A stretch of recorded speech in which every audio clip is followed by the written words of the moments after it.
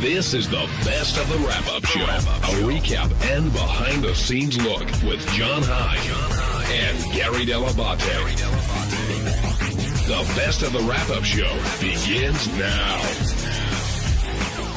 I am Gary 𝗏𝗏𝗏𝗏. And on Monday's wrap-up show, we talked a lot about the block party. There's a lot going on. Is Scott fired? Does Shuli have the right to fire him? Does Ronnie know which way he wants it to go? Does he want Scott on? Does he not want him on? You're going to find out all of that right here.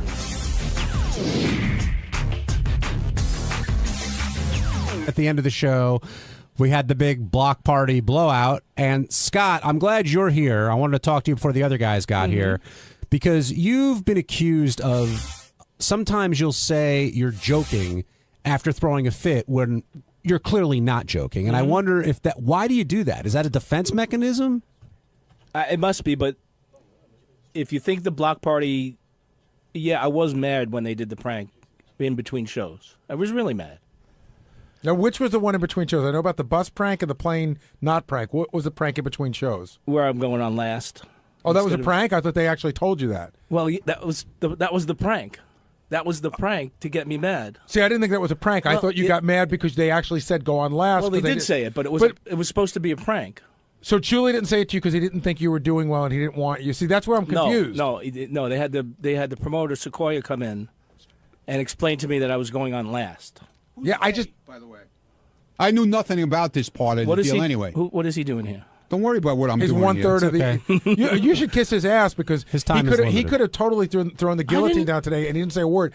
In the sense that he could have said, "I want Scott out." It would have been an end of conversation. If that's what they want, but he didn't. He was sort of. Despite all your shortcomings that Shuli sees, he seems to like you. Let's get back to the prank. They came in between shows in San Francisco. The promoter sat down next to me and said, "We're going to do this. We're going to have Eli come out. Then Ronnie's going to come out. Then Shuli's going to whatever the order was. And Scott, you're going to go last." And I'm like, well, that's pretty retarded if you're putting on a show to have me come out last after Shuli. And I was like, and they go, no, that'll be better, blah, blah, blah. That was the prank to get me mad. Was that a prank, Ron? I didn't know. I saw the tape. They're saying I actually thought that was a good idea. Up for a minute. I thought that was a good idea, but they are saying that was a prank. I think that was a response to Scott coming out with the material, and he hadn't told anyone. No, they're saying that was a prank. They said that was the prank. They weren't going to do that at all. They were just trying to get me mad. Regardless of the prank, right? But are you fired or not? You're gonna have to ask Shuli that. No, I'm asking you. As far as I know, yes. Aren't you a third of this team? That's what I thought, and that's what the whole idea. That's why I'm getting upset about things because, I was a third, and all of a sudden, Ronnie and Shuli are making decisions and not including me. But what kind of decision did I make? Ronnie abstained. Ronnie really didn't. I'm going back to the discussion we had about the flat fee when you and Shuli came to me. How much did you get this weekend?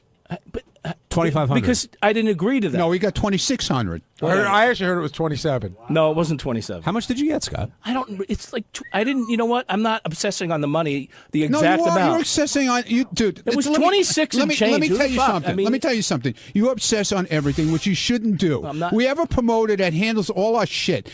I mean, as soon as a date comes in for a gig, okay, he's on a computer. He's looking up airfares.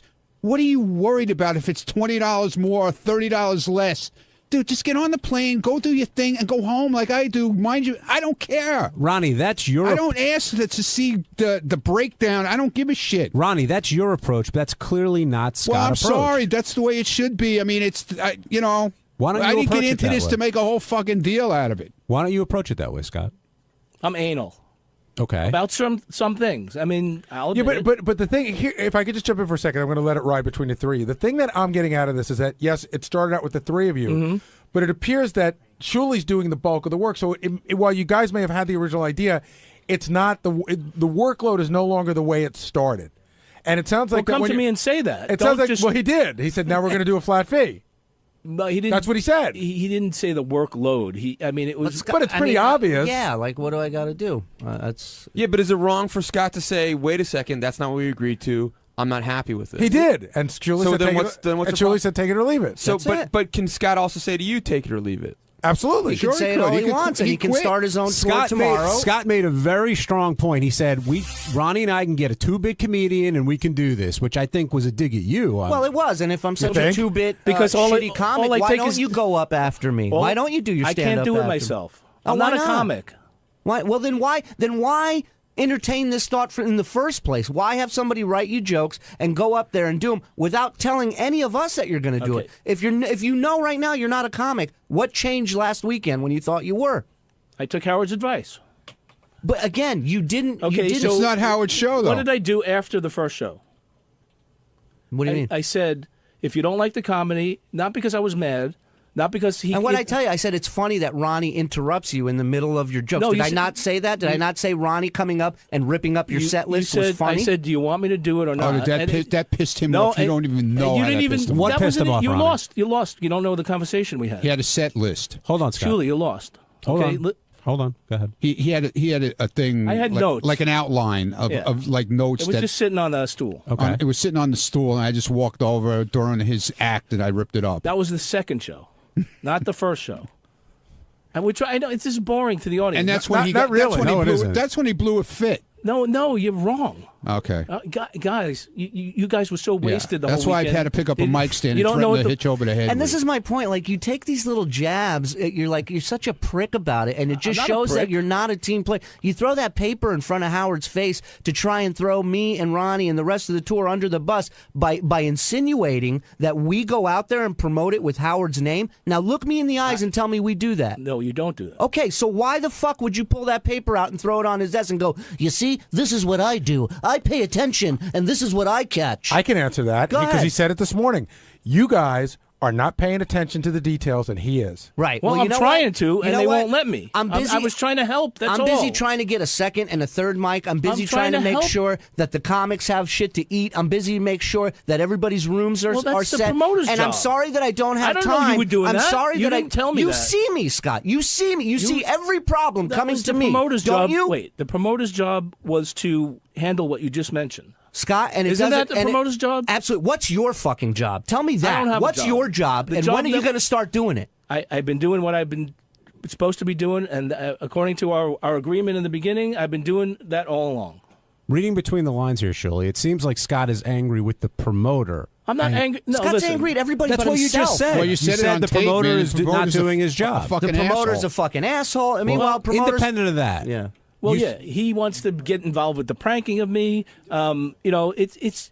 I was just.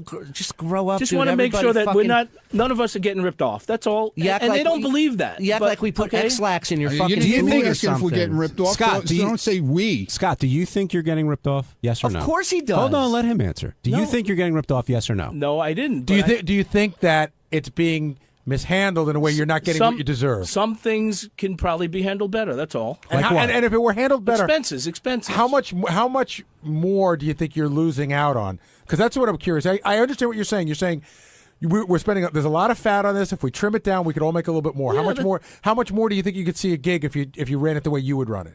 Not the way I run it. I don't know how I run it. I was just trying to point out a couple of things. Well, I don't but want when to you're run asking it. for breakdowns of financial wanna run of it. the weekend, when you're asking for a financial breakdown of the weekend, that says one of two things: either A, you don't trust the people you work with and you're not happy with what you got, or B, Which wasn't the case. You have to have some sort of plan. If you tell me to my face, oh, I just want to look over some of what we're spending and see if we can tighten it up Well, a if there bit. was a way to save a couple of grand, which there might have been. So you want to see the expense reports because you think there's a way that we can save a couple grand, but yet you have no idea on how to do But that. truly, if Scott's a partner, based on the original agreement, if Scott's a partner, There's no such- why there's is it no- why there is are it no wrong partners. to Right. actually- There's no Benji, partnership here, There's no Benji. partnership here. So who is in charge and who owns this? Nobody owns Nobody anything. owns it. We're doing So it as a who group. gets who would be okay for them to see the expense report?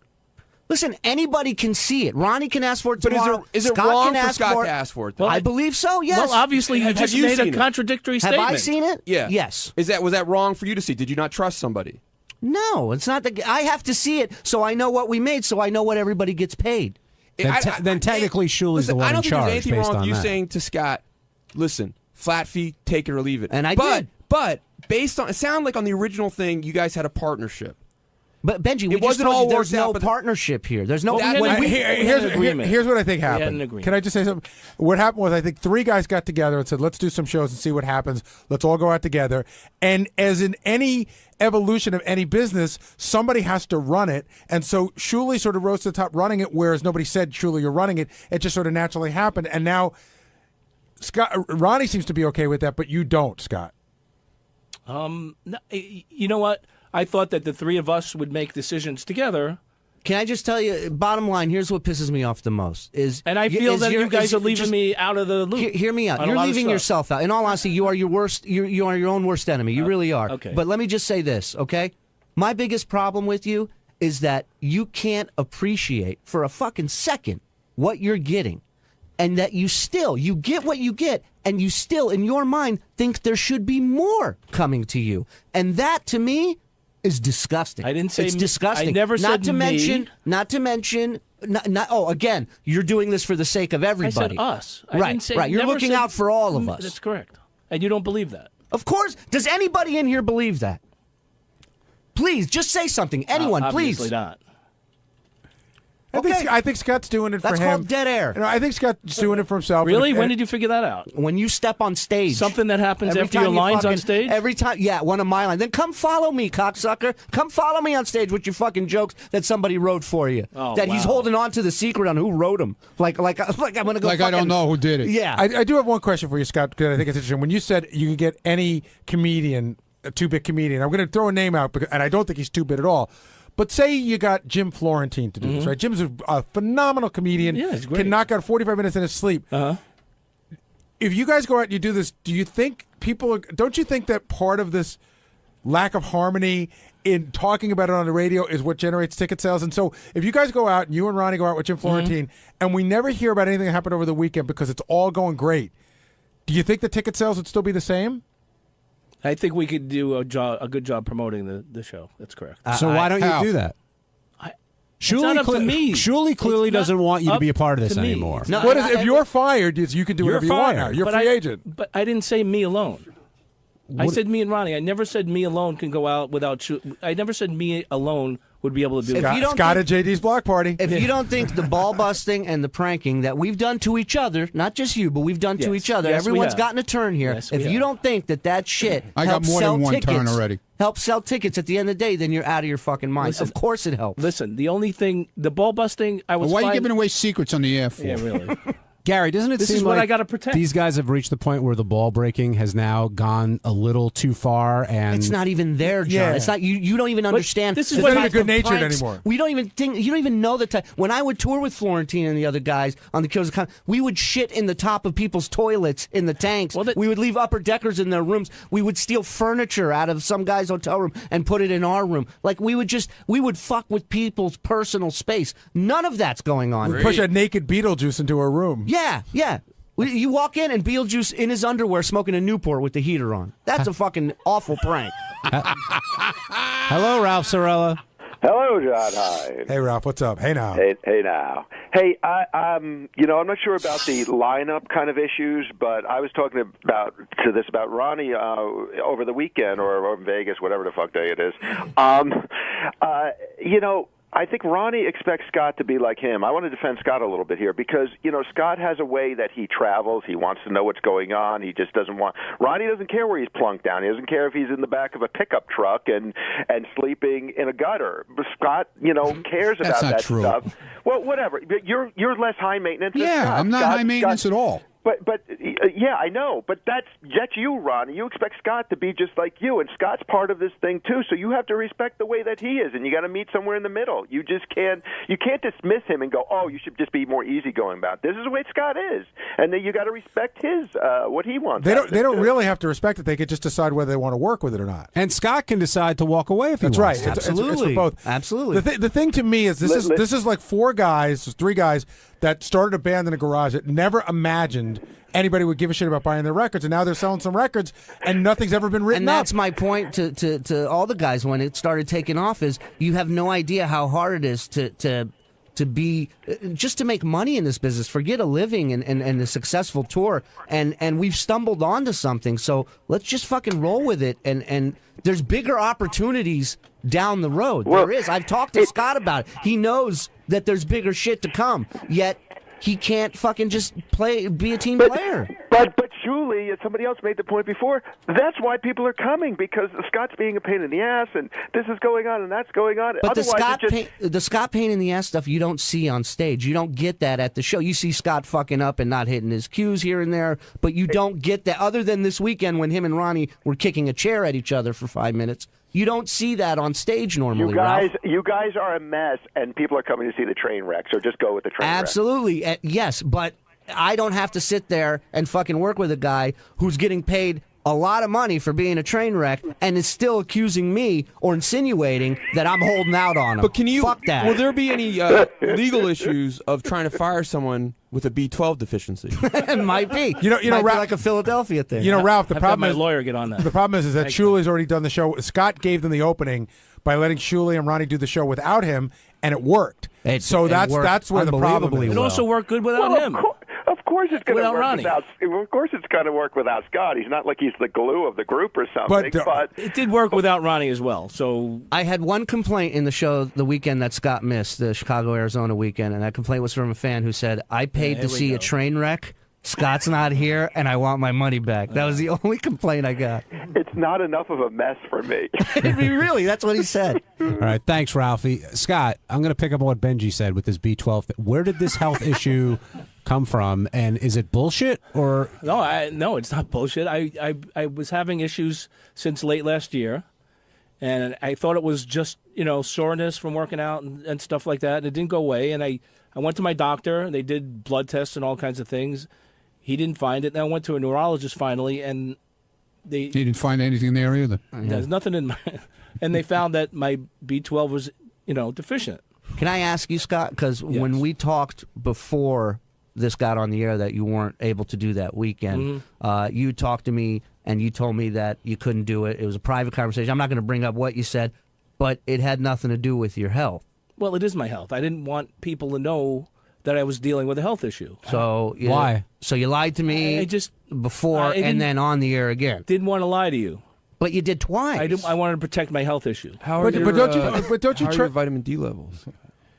Don't you trust these two guys enough? See, this is again a trust issue. Ronnie knew. But hold on, don't you trust? I knew after the afterwards. fact, but don't you trust these two guys enough to tell them in advance? Don't you think if you told Ronnie and Julie, hold on, and you tell them, they would understand, as opposed to knowing that you're going to make up a lie that they're going to see right through. I suppose that was the wrong way to do it, but I wasn't comfortable with. What made you just uncomfortable? Not comfortable. I don't know. You maybe were more that's comfortable with making up a family cousin wedding than just coming to me aside Do you know how and much going. job place discrimination there is against B12 sufferers? No, seriously, what made you so uncomfortable? I don't know. That's what I. What do you think? I just didn't want people. It was personal, so I didn't want people. That's how I felt. Okay, you can ask my wife. I mean, I just didn't want anybody. She says, Throw "Tell vitamins them, at me." tell them." I'm like, no, I don't want to tell them. He didn't even tell me. She told me. His wife told you? Oh, she's talking to you? Yeah. She called me and told me the whole time. Yeah. I don't know what it is. But it was after the fact. Wasn't comfortable. My husband used a multivitamin because I don't know. I can't explain it. What does the B12 deficiency prevent you from doing? Hitting his cues on time? Yeah. It's not really preventing me from doing anything. In the beginning, it was more, if I sit in one place for more than 10 minutes, I get cramps. My legs are sore. Cramps in my legs. No, but Scott, I'm going to go back to the thing. Everybody gets cramps. No, if I can sit for too long. But Scott, you said at one point you thought you had MS, which is very serious. Yes, and I would understand that. I had CAT scans. I had MRIs. I understand, but so if I thought I had MS, San Francisco, Connecticut, I'm just not doing shows anymore. Well, I can't. Right. Well, that's why. But you said no to the West Coast show, but yes to the local show. If I really thought my health was in danger, I'd say no to all shows. No, I didn't think my health was in danger. Yeah, you got it wrong. It's very uncomfortable to travel. Here's the telling. I was hoping that by skipping these shows, that with the treatments I'm getting, that further down the line, a month later, I'd be much better. See, that makes more sense. I would respect you 100% more if you just came out and just said, "Look, dude, my biggest issue is the money. That's it. I want more money. I don't like that you're making more." I'm not going to deny that. Okay. That's all you've been doing. Is you come up with other excuses other than what you're really pissed off about. No, of course, I want us all to make more money. I'm not in it just for myself. Granted, the money is great. I'm not denying the money isn't good. Do you think what you get paid for San Francisco and Sacramento for what you did? Do you think that was a good amount, or should you have gotten more? That was a good amount. Do you think Shuli should be paid more than you? That's yes or no? Just be honest. You see, the problem is, should he be paid? That's not the problem. Should he be paid more than You're not me? answering the I'm not question. saying what's the problem. I'm asking He's doing you a lot question. more, but our arrangement was we got paid So the yes same. or no? So that sounds like a no. It's a yes or no. If he would have come to me and said, "Listen, I'm doing a lot more than we originally thought," Scott, do you think Shuli should be paid okay, more than you? fine, yes. You do. Then it seems we don't But have you a problem. don't. You don't believe that. It You're going to seems- sit here and tell me you actually You're feel not that getting way. my point. You're not. I'm You didn't probably make a not, point. I'm not probably explaining it clearly. The original agreement was we made the same amount Got of it. money. Got there it. But wa- so then the answer is- no. Oh, That wait, was wait. never. Yes, that it was never was. So, said. Ronnie, what do you say? Because the first couple of shows, They He made got more than nothing. me. He got they like made more $100 than bucks. me. Like the first 3-4 but we shows. were guaranteed X amount of dollars. Were you aware of that, Scott? That Yes, there was, I told him that. Yes. So, and then as time went on, But I don't throw it in his face like he throws expenses in my face. What that tells me, although there was no agreement, what that tells me is if you guys were willing to take your fee and it was a partnership, but he took less because it was all on him, then he is sort of running the show. I took And you less. you sort of agreed to that. Otherwise, you would have said, no, we'll take less and we'll all split it. I took less because you guys never That really was do one anything. one like, show. No, it wasn't, Scott. It was more than one show. Chambersburg, you guys were making good money right from the start. Right from the start. No, I and know that. and I didn't take my share for at least 3 shows, maybe 4. I didn't take a cut. I didn't make anything. see, I didn't know that was that many shows that you didn't take that much. I explained it to you when we had our fight in your studio, and I explained that to you. And, you hear what you want to hear. Scott, I'm going back to that question I asked you before because I want you to answer honestly. Do you think Shuli should make more money than you? Well, if he increased his workload, I know you want a yes or a no. I'm just trying to explain this. Ba-dum-bum. I thought our agreement was that we were like when we did Portland and Seattle. We had an agreement to make X amount of dollars, and at the end of the night, whatever was left over, we split. Okay. So why would I think that would change without them telling me that it was going to change? I could throw a guess out for you. I would say that if I saw a guy, and I'm not saying that you should know this because it should be verbally spoken, but if you see a guy doing the bulk of the work, Well, I thought the promoter. I didn't know he was doing the. What about the hour that I'm on stage? What is that to you? Not on an hour. That's a little exaggeration. what would you say the ratio? Dude, if you added up all the fucking time you've been on stage, you know what's funny about That's you? 10 minutes. I get to a point where I start feeling bad, and I'm almost ready to let you fucking back in, and then you open that Wow, how dumb kind of fucking you. mouth of yours, How kind and I'm of like, you. why am I even wasting my time with this fucking idiot? Say, for argument's sake, he's on stage for 45 minutes. Whatever. How long are you on stage per show? I'm not on stage a lot. But like 5 minutes? But I'm there. I mean, I'm. So he's 8 to 9 times We're more. all there. I So mean, it's we're a all fucking there, stool. We're all But there and the it's- same amount. It's I'm a not. stool. Yeah. It's not just a numbers I am game a stool. because you bring something to the table too. When Scott's going to be there, people can come out and see you. But he is carrying the workload on the stage. I'm just telling you what our agreement. I'm going to go back to our He original can't answer the agreement. question. He won't answer your question. Now that you're aware of what Shuli does Okay, he and should- all that stuff Fine. aside, do If he you wants to think, come to me and say, I do think you I should- think Shuli should make more money than you? Fine. Yes. Okay, so my question to you now is, if for some bizarre reason Shuli said all is forgiven, all the shit you said about me today being a 2-bit comedian and a hack and everything else is forgiven, And all the shit he's throwing in my way. and you said you forgive him, with the current agreement, not all split, the agreement that he threw at you, would you do that now? Flat fee. Would you do the flat A fee flat agreement? fee? Moving forward, knowing everything you know. No. Now, I'm so glad you answered this honestly, because this is what Scott the Engineer is all about. This motherfucker is going to walk away ahead, from attack. thousands of dollars Attack when the dog. flat fee was $500 less than he made this weekend. That's his flat fee. And he's willing to walk away from it for good. That's you. That's who you are, You're not motherfucker. explaining it, man. That's who you are. Why would you walk away from the flat fee?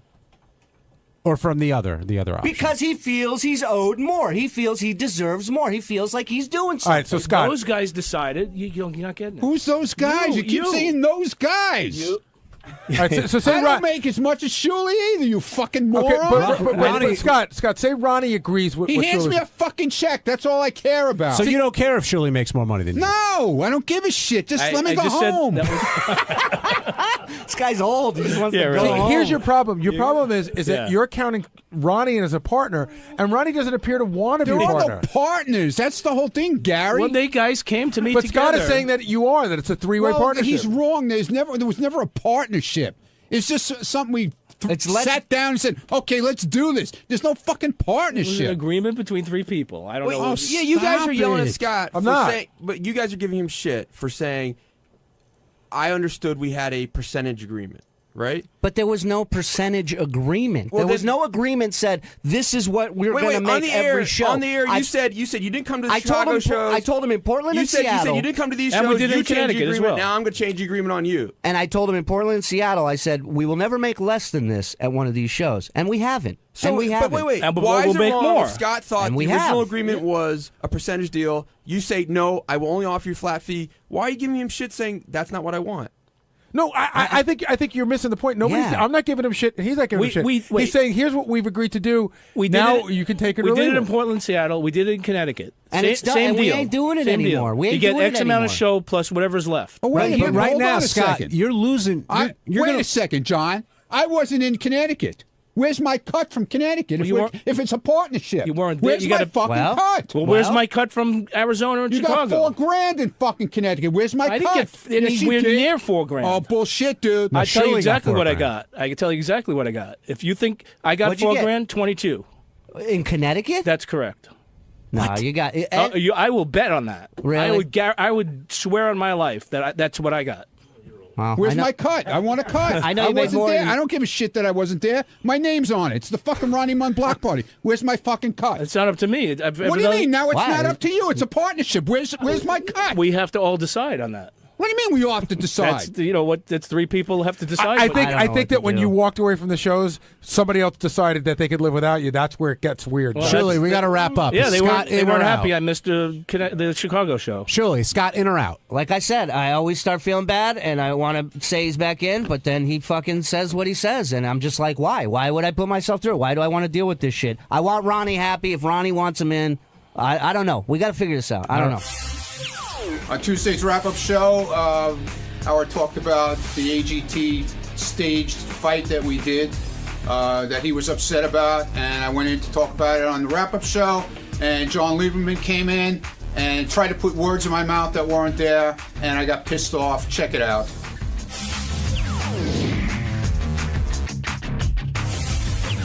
Thanks to Natalie, we got that Vegas story today about Ronnie.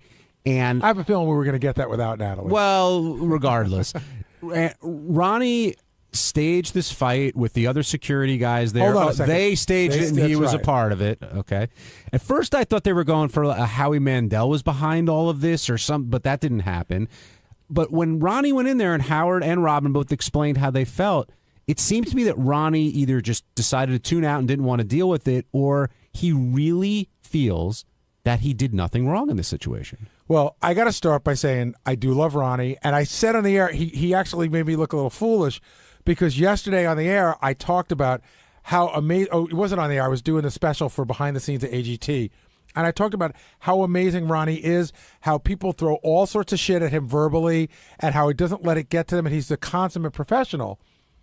And I get that there's a familiarity when you work on a crew. I was there for a weekend, and I feel like I knew these people. I was eating with them, and you're hanging out with them, and you get to know them. So Ronnie's like really in there. But were you saying like, "Hey, asshole," when you ran into him? No. But I mean, you get familiar with people. So if I got familiar with them over a weekend, imagine how bonding and experience it must be for Ronnie over 6 weekends. So let's and a Vegas week. Okay, so however, you've got the familiarity. like I'm familiar with you, but when John and I come in the morning, I don't go, "Hey, douchebag." Well, you could, but we don't. No, that's just our relationship. But I don't do that to anybody. Well, Ronnie does this to almost everybody. I mean, that's just the way he communicates, and we'll get to that in a second. But my point is, being Howard's guy for so long and knowing Why would you take the chance? Why? And this happened before here when Ronnie and Scott did that Langford bit a few years ago. You know, it's like this creative bone that's inside of them that needs to come out. Do you think Ronnie wants to be sort of a writer and an entertainer, or what possesses him to do this? I don't know that Ronnie wants to be a writer. That's Howard's rap, and there may be something to that. But I do know that Ronnie likes to be in the middle of things. He's not a guy that wants to stand on the side. Standing on the side and watching is against what Ronnie wants to be in, when he's not doing that. He likes to be in the middle of the party. He likes to be part of the fun. Now, Ronnie's whole rap was, well, this wasn't supposed to happen in front of Howard's door. It was supposed to happen down the hall. But the truth of the matter is it shouldn't happen at all. Because I do agree, even though everybody on the crew knows each other, you do get into a weird area where there may be a lack of respect, and why didn't one of the other guys do it? If it's not near Howard's door, who is the prank for? Is it for the other security guys? It appeared to be for the one security guy who didn't know that Harvey and Ronnie have this relationship going on. That's a goof. That's what I got out of it, was for that guy. Benji, why do you think Ronnie realizes that he made a mistake here, or do you even think Ronnie made a mistake by doing this? Yeah, I think it was a mistake. I think it was horseplay. I don't think Ronnie put a lot of thought into it. I think it was just like, hey, we're having fun. But shouldn't you put a lot of thought? I get what you're saying. He didn't put a lot of thought into it, but that's part of his job. I think it was a big mistake. I think it was it was. I don't think he did it. I don't think he did it in any malicious way. But I just feel like again, you got to be at the top of your game, even more so when you're outside of here. Does this incident destroy everything that Ronnie, all the goodwill, I guess, that Ronnie's built up on AGT, because he has been doing such a great job? With Howard, or with Howard, and two with NBC and those folks. I can't speak for the NBC folks. I mean, I don't know. Though I met a lot of the security guys, and they all seem to, be funny guys. I don't know if they would have done this, but I think they probably just thought the whole thing was goofy. My guess is, and they don't really care. Howard's probably a little bothered by it. Yeah, I think Howard's genuinely angry. He said he was with, I guess, Beth and some other people. His brother-in-law and his sister-in-law. And he was pissed. And but at first he was concerned because he thought something actually may be happening out in the halls. And then you find out, haha, it's all a joke. How do you expect him to react? Exactly. And by the way, I want to give a big shout out to Ralph, who, when he called in this morning, didn't try to lie and act like a hard ass. Said he opened the door, saw a fight, and immediately crawled back into the room. I love that about Ralph. Brian, you're on the wrap-up show. Hey guys, how you doing? First time I've got the chance to speak with you. How you doing today? Good, Brian. Thanks for calling. What's on your mind?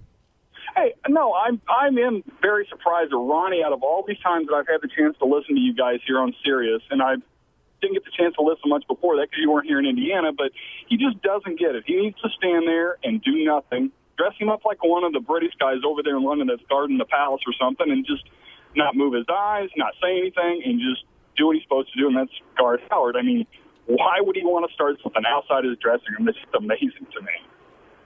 I can't answer that. I wish Ronnie were here, and he'd probably give you an answer. But I think his answer is, I didn't start anything.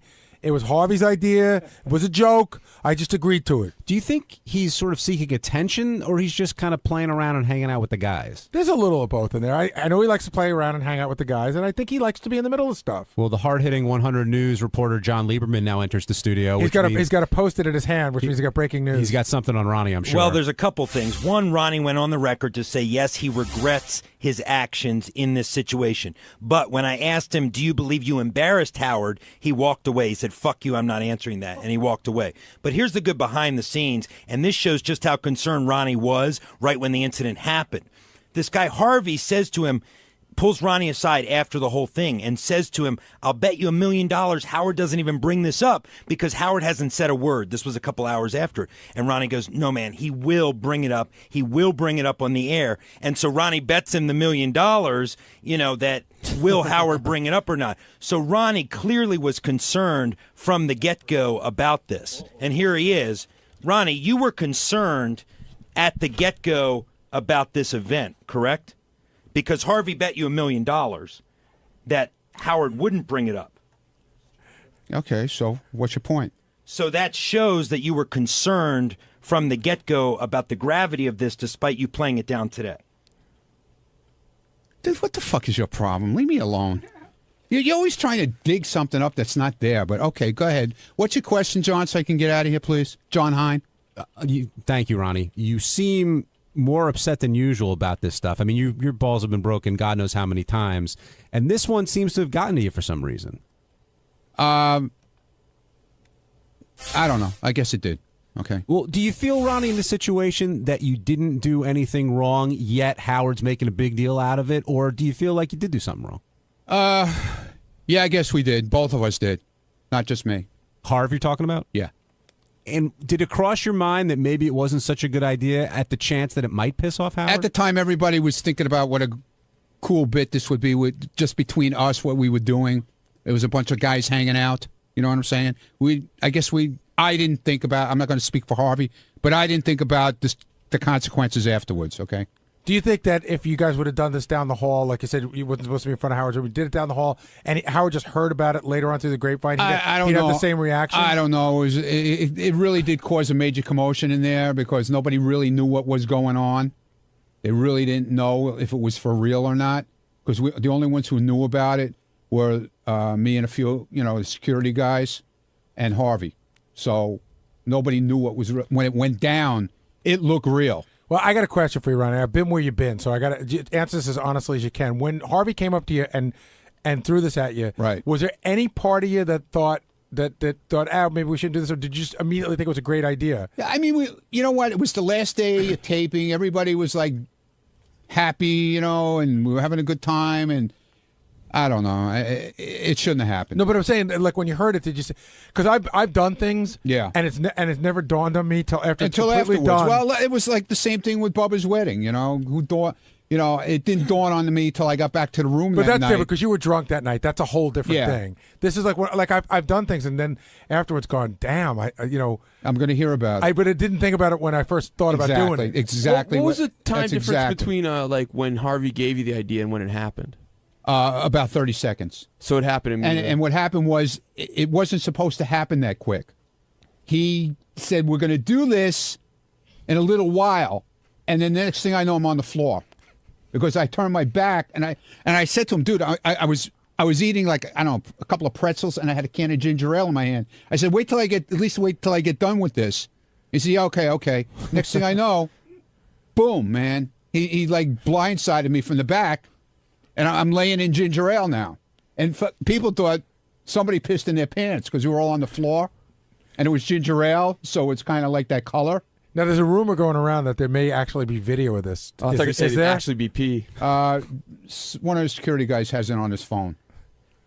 So we're working on obtaining that. How did the other security guys know? No, you're not going to get it. We're working on it. Oh, yeah. Well, you can work all you want, but if Terrence gives it up, this guy, then he's not a man. And he's not the only one who has it. All right. Ronnie, when Howard came out... You know what, John? You're really getting on my fucking nerves today. So why don't you just leave me alone today? You're talking like a moron right now. Which John? Just get away from me. He's talking to you, John, not me.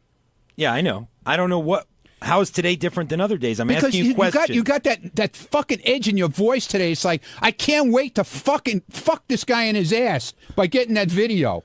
You want me to get you the fucking video? I'll get you the goddamn video. It's already out on the goddamn fucking table already, all right? I'll get you the video if you want it that bad. Why are you so worked up? Why? Because you don't know think the video is going to be interesting for everybody to see? Well, as a reporter, we get information. Good. Well, That's you why go we get ask for the video. get information. Well, Okay. if you're going to give me the video, I'll take If you want me to get it for you, I'll call the guy and have him send it to you. How's All right, that? that's great. All right. Thank I'll you. make your fucking life easy. Thank you. To throw me under the fucking bus. Go ahead. How did I throw you under the bus? Howard brought it up. No, nobody was going to release the video because you think you're going to be Mr. Hot Shit Reporter and get it. I'll make it easy for you. I'll get it for you. How's that? Okay. Thank you. I'm saying thank you. Yeah, but I don't think he wants to be thanked. That's what's going on here. When Howard came out, he sounded genuinely concerned that you might be hurt. Were you aware of that? Yeah, I knew about that. And so, did you approach him about that? Did you say you were sorry, or did you have a conversation? He found out about it. He found out it quick enough that it was a joke thing. So. What about this other thing they got on you today for, like walking up to everybody and saying, "Hey asshole" or "Hey douchebag"? It wasn't. It's not everybody. It's me and Harvey. That's what are you talking about, dude? It was me and Harvey. Every morning I'd have to communicate with Harvey. Part of my job to let them know we were on our way to the set. Okay, so the first thing I would get a message in the morning from Harvey. good morning, douchebag. How are you today? Go fuck yourself. And I would answer him back like, hey, dick ass, we're on our way. So you would say that Harvey's the one who started the goofing around and calling each other asshole douchebags. No, yeah, exactly. But I'm saying it was a mutual thing. We got along really good. So this kid Harvey's getting you into trouble. It's not a kid. This is a man. This is a man who runs the whole stage production. He's a man. So do you talk to people that way that you're close to, almost like as an affectionate term? We goof around, man. We goof all the guys. We were goofing around. Does Ronnie seem more upset than usual about this stuff to you? No, because we were goofing around. You're in a hallway for 8-10 hours a day. I mean, you know, standing against the wall like a statue. Okay, fine, it's no problem. But when you're at a bunch of people doing the same thing, you know, you talk, you goof around, you joke around. I don't see anything wrong with that. But okay. Sounds like Ronnie was bored in Vegas. I wasn't. I wasn't bored. I wasn't bored. This wasn't only Vegas. This was through the whole thing. By the way, when you said Ronnie looks more angry today, it was really interesting because you can't see it visually, but Ronnie walks in, and Lieberman said something, and Ronnie looked him up and down. His eyes just said, "You're a piece of shit." Yeah, you know that. You know, I'm not saying he's a piece of shit, but you know he makes like he's going to some big deal out of this.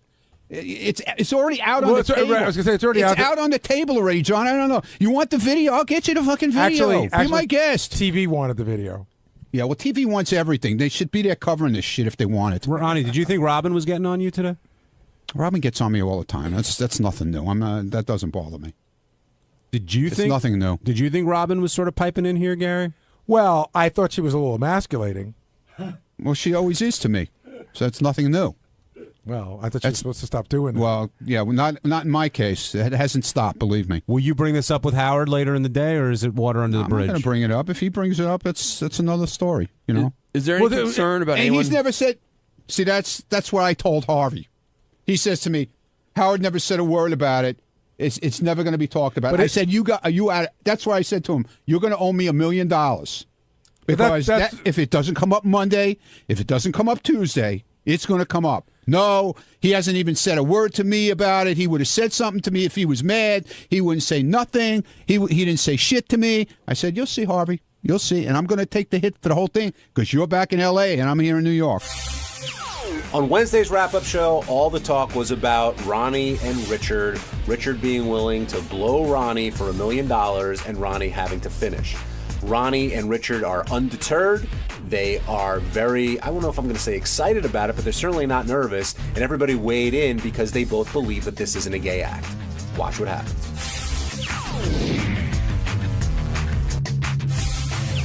We've got to talk about Ronnie and Richard. This came up on Wrap Up the other day, and now Howard's well aware of it, and you got to have that conversation. And has your mind changed at all? I mean, you went pretty hard on that banana, but Thanks for noticing. Oh, please! How could you miss it?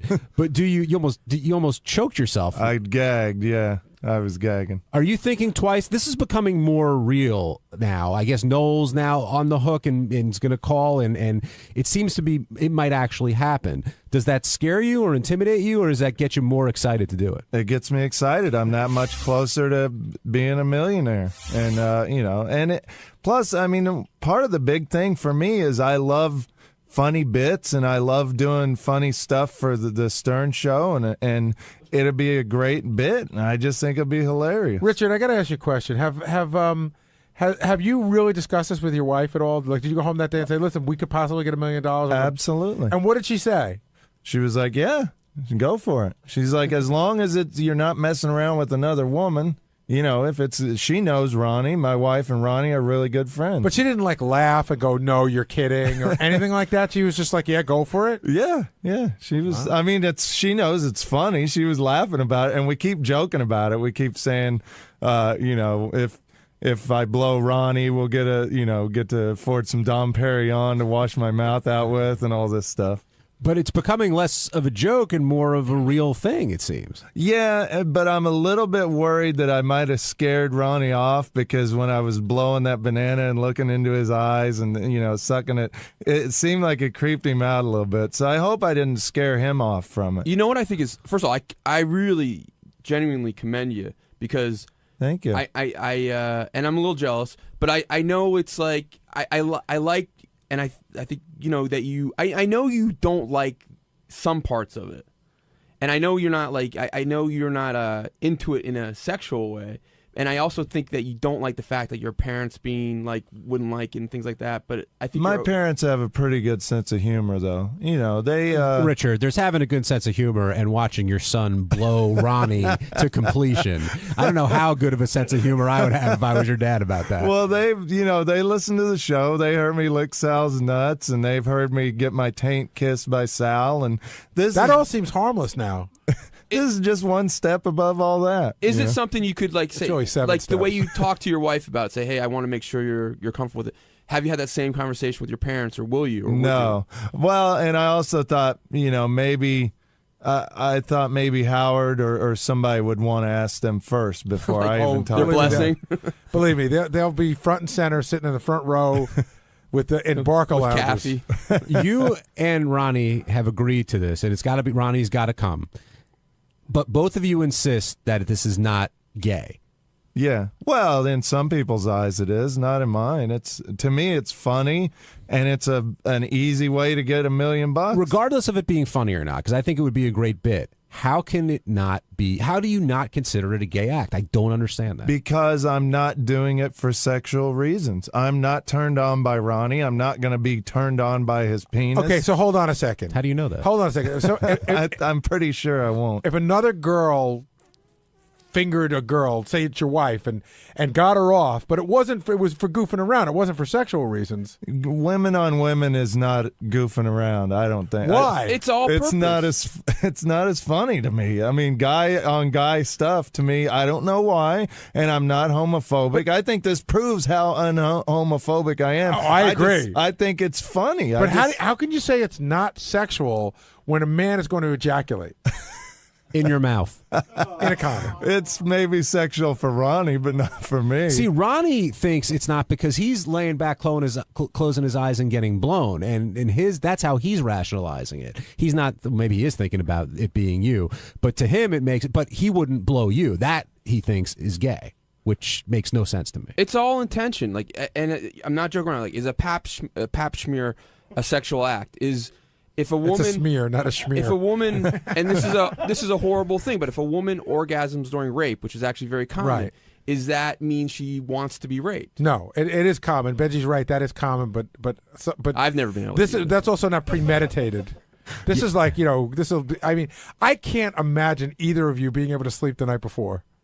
What about the night after? Together. Hey, once it's done and I got that money, I'm fine with it. I think the scariest thing, though, is the fact that I know it's a small, actually, maybe it's not even a small chance. It's the fact that you have to do it to completion. Mm-hmm. So you're counting on Ronnie.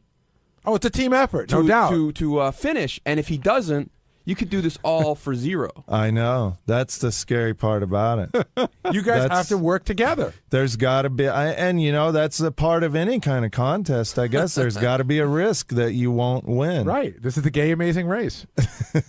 Marianne in Kentucky, you're on the wrap-up show. Hi, Marianne. Hi, Marianne. Oh, hi. Hey, I was trying to find out from Richard. It's about time you finally come out of the closet. You and Sal have been through so much. But isn't Sal going to be feeling left out from all this? With you and Ronnie? I talked to Sal about it. I said, would you do this? Would you want to be a part of this? And he was like, no way. Sal doesn't want to blow Ronnie. And I was thinking more if you blew Sal. Would you blow Sal?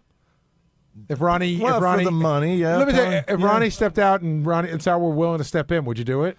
Probably, but I don't know. I'm so close with Sal, there would be something weird about it. I would think that it might ruin our friendship. Now it's some weird way. Now it's getting weird. Yeah, exactly. Like Ronnie's, I'm friends with Ronnie as well, but there's just something that's different about doing it to Ronnie. I'm not as worried about it. Now, let me ask you a question. We talked about this on the other day. Say somebody were to step in and undercut you and do it for $950,000. They can do it, then I'm not. You wouldn't doing go to 9. No. You're not bargaining? Nope, not at all. And Ralph was the name, Gary, that was floated out there? I don't want to. Somebody came and told me that. So without Ralph calling in and put it out there. I don't really want to go there. But yeah, somebody came to me and said Ralph told them they would do it for $9. Do you think that's dicky at all for someone to undercut you, or you no problem? No, because I'm going to be right there in front row laughing at whoever's doing it. To me, it's still a funny bit. Whoever blows Ronnie in public, another guy, it's going to be hilarious. Garrett, do you have any, like I asked Howard this, and he said, absolutely, I'm going to do it. Do you think Howard, this is $1 million for Rich, do you think Howard has any qualms about doing it? What do you mean? Like putting it on a show? Yeah. No. I wonder if he'll really do it. I mean, it's a big thing. For AGT's going to love it, the synergy of it. For starters, we have to take it off-site because you can't do it here in this building. Yeah, I wonder what the logistics of it would be. I'm telling you, we take it to Citi Field. No, we can't go to Citi Field, but believe me, we'll find a place. Yeah. I wonder if you can even do it like in New York, though. Like, would we maybe have to go to Vegas? Okay, hold on a second. What are you worried about if it's considered like a porn show? It's not prostitution. It's not prostitution because nobody's paying. Both parties are getting paid, but one person isn't paying another person. But you're right; it could be considered a porn movie, and then we'll just have to fly to L.A. We might have to go to Mozambique or something. Dubai. Yeah, Dubai. The Thriller in Manila. Jim in Jersey, you're on the wrap-up show. What's happening, guys? My God, I'm happy to get through. Long-time listener. Hey, guys, it's funny because it's true. I think Richard would do this for like $50,000 if they would have brought that up. Now it's $1 million. This is something he wants to do, I think. I don't know. If anybody underbids me, they can have it. And I told Sal earlier, I'm like, this is a win-win for me because if it doesn't happen, then I don't have to blow Ronnie, which is great. If it does happen, unfortunately, I have to blow Ronnie, but I get $1 million. No, you really don't. The loss is if you blow Ronnie and he doesn't come. That's the really scary part. And by the way, even with the money on the table, you don't really have to blow Ronnie. You choose to blow Ronnie for the money. There's a big difference. Would there be any if I see $1 million, I have to do it. If Richard came first, would he still get the money? That's what everybody says, and you can. John Hine can inspect me down there. John Hine can put his hand on my crotch and verify that I will not get. You're the only one we'll trust, John. Yeah. No, thank you. I will. I can assure you, I will not get a boner while I'm blowing Ronnie. How can you assure us? Yeah. How do you know? Because I'm not gay. I know that I'm not. But you said you haven't done this before, so you can't know that. You may get turned on. I know that trust me, I've watched enough gay porn with JD pulling clips that I know it doesn't turn me on. But I've never gotten a boner watching gay porn. There's a difference between watching a clip and you physically doing it, though. What would happen if you have this dick in your mouth and you start to feel feelings you've never felt before and you do sort of get a semi? I guess then I have to have a deep conversation with myself and your wife. Yeah. One interesting thing, I think, neither would switch places. I asked them both. That's right. They both are in the, Ronnie will only receive and Richard will only give. Wait. You think that it's gay to get the blowjob? No, not that it's gay. I just don't think I could get a boner and jizz from Ronnie blowing. What if it were Sal? What if you switch it now? Sal no guy. In. I don't think no guy could blow. What if the lead singer of White Lion stepped in? Mike Tramp? Yeah. I don't think he's got long blonde hair. I don't think he's into that. I know you're not anti-gay at all, but do you think it's gay that Ronnie could complete it? No, because I know Ronnie will be thinking about women. He'll, like he said, he'll have his eyes closed. Well, I think that we have to, with the rules during the Scott thing, he has to. You got to put in one of those things. What was that movie, Clockwork Orange, or one of those where they had the thing that his eyes open? Forces his eyes open? You got to put that on Ronnie. Ralph 𝗻₃, your name is being bandied about here. Is it true? Are you offering to undercut either of these guys and get in on the money? Well, I don't know about undercutting because the problem is I couldn't come. I'm sure I couldn't come from that. So how much could I get for just limp dicking it? Nothing. You want to be the opening act or something? But for $1 million you could blow Richard and then blow. No, I'm not. No. Richard can blow me. Yeah, but if you can't come, I'd rather not blow Ralph. So Ralph, do you see it? Well, that's what makes it interesting now. You seem happy to blow Ronnie. Well, because it's funny. I mean, it's funny to goof on Ronnie, and it's funny to watch how uncomfortable he is with this. I don't know that you would be as uncomfortable with this. Ralph, do you see a distinct difference in one or the other? What do you mean? Giving or receiving? Right. Oh, actually, absolutely. I mean, giving it is much gayer They're both gay acts, by the way. Richard's crazy if he's saying blowing a guy is not a gay act, but doing it is much gayer than just receiving it. Because, like you said, you could close your eyes, but I mean, it's still gay. But you're doing a lot of work to blow somebody. Ralph, how do you? Yeah, but to receive it, you have to get turned on. Yeah, Ralph. How do you know that you wouldn't finish? Because I don't finish from girls. I don't like blowjobs. I'm not. And I'm sure Richard's not going to kick it up a notch. You didn't see him with the banana today. He knows what he's doing. Hey, what if we do like Richard? What if like works several guys from the staff at once, and the one to come first gets the million? Gets the million.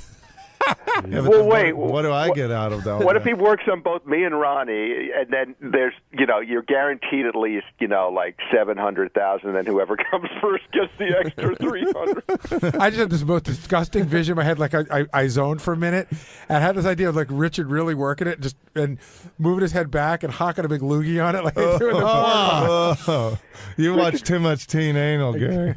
All right. Would you spit all over it first, Richard? If that's what it took, whatever. But Ralph, you do say something interesting. You say it absolutely one way or the other. It is a gay act. So you're saying you admit that it's a gay act, but you still be willing to do it for $1 million. Absolutely. Of course, it's a gay act. But Ralph is making sense. Yes, but Ralph, I don't think Richard is using the word like how would you what would you define a gay act as? When two men are in love and making love, and I'm not in love with Ronnie, and he's not in love with me. We're now joined by Ronnie Mund, who's the other half of this event that we're trying to make happen. And Ronnie, you don't seem very concerned about this. It's just another day at the office for you, say what you said to me during the break, Ronnie. What'd I say? Oh, about nobody's going to come up with the money? Right. Yeah, that's what I said. Because it's no big deal. It's not going to happen. I'm not worried about it. What if someone does come up with the money? They're not coming up with $3 million, dude. Not for that. That sounds like a taunt. It's like Ronnie's. See, I can look at that girl's ass, and we have no problem. Yeah, he's got a picture on his phone. While Richard's mouth's around your penis, you got no problem with I that? wouldn't even think about it. It'd be Richard's. You can you do that? Do you think you can mentally block out the fact that Richard's the one doing it? I think I could. Even I hope you can. For $1 million cash, man. See, maybe I could. Maybe I could, and maybe I don't have jump the shark money. You know what I'm saying? I know what you're saying. He didn't blow a TV guide. Maybe I could, and maybe I couldn't. All right. So say I could get into maybe I get some drinks and I get into a zone where I imagine it, something else, and say I could do that. When you're done, people will still say you came from a guy blowing you. Right. So you got to deal with that. Okay. Yeah, but what's wrong with that? Why is that a bad thing? Actually, there's nothing really wrong with it, but there is to me, the whole gay thing is not that big a deal if you're gay. Mm-hmm. It's just that you guys aren't, and so people will think that you are, and to some people there is a stigma for that. Yeah. New York's pretty liberal, though. I think we'd be fine around here. Yeah, the family reunion in Kansas City would be a little weird. Hey, Ron, if I'm real sorry. We all know you lost your mom. If she was still around, could you be doing this? Probably not. Ralph? My mom's around, but she doesn't get the show. Yeah, and Ralph, by the way, certainly no way would she hear about it from anyone else. No, she's pretty insulated. The only one who would tell her is my sister, and I could give her $10,000 to keep her mouth shut. I'm loaded at this point. By the way, I'm gone for $1 million cash. I mean, it's $1 million cash, right? Yeah, after taxes. Right, Ralph. Gone where? Gone where? I'm gone. Are you kidding? $1 million? You know what you can do with $1 million? Fuck, I'm gone. Really, I don't have to deal with anybody giving me shit over it. Well, wait, Ralph, you still got. I'm in the Bahamas somewhere. You still got a lot of life left. And you got I'm going to go live it out on a beach.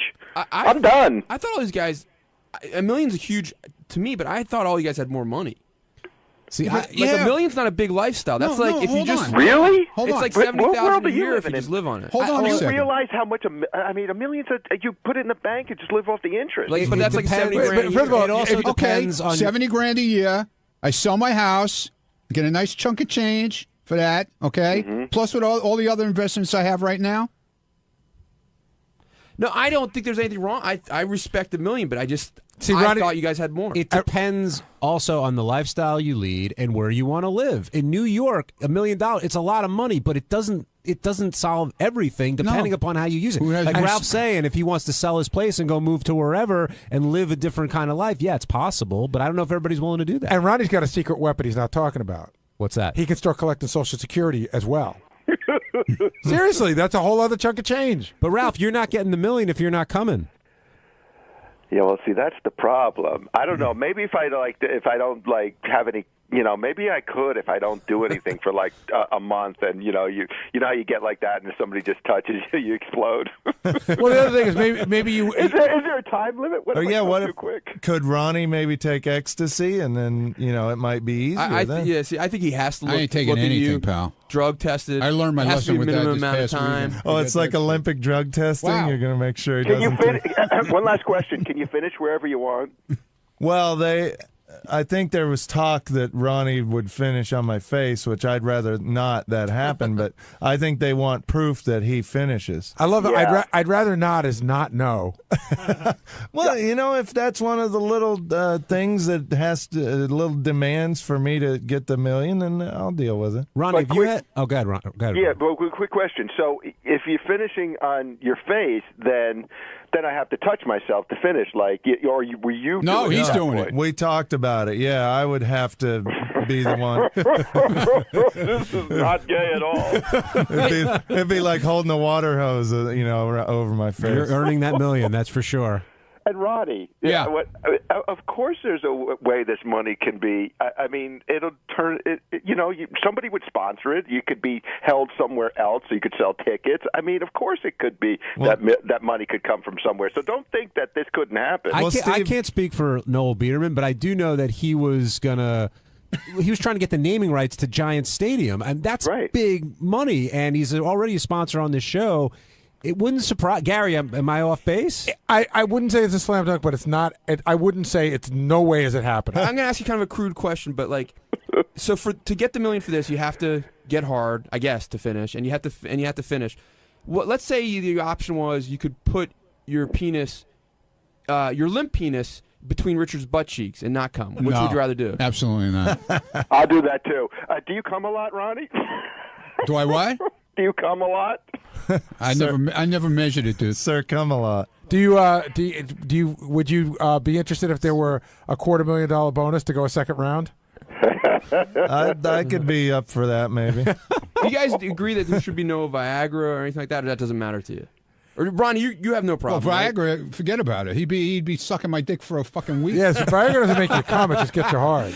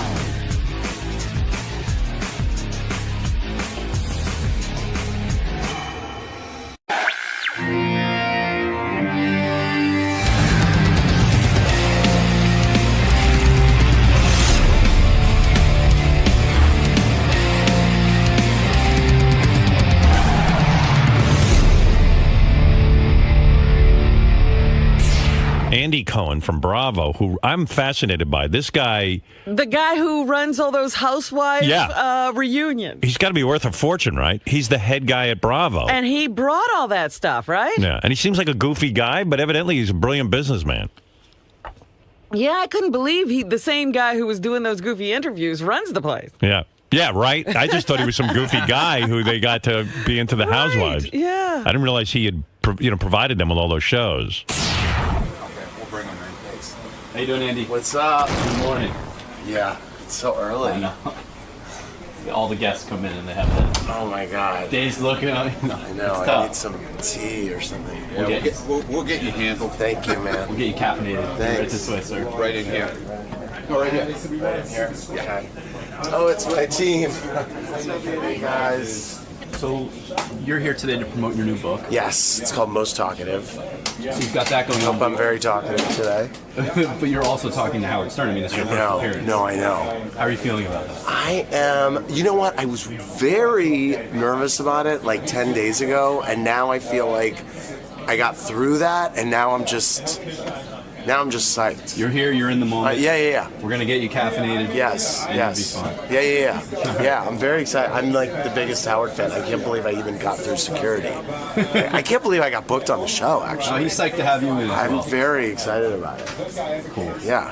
Have fun today. Thanks.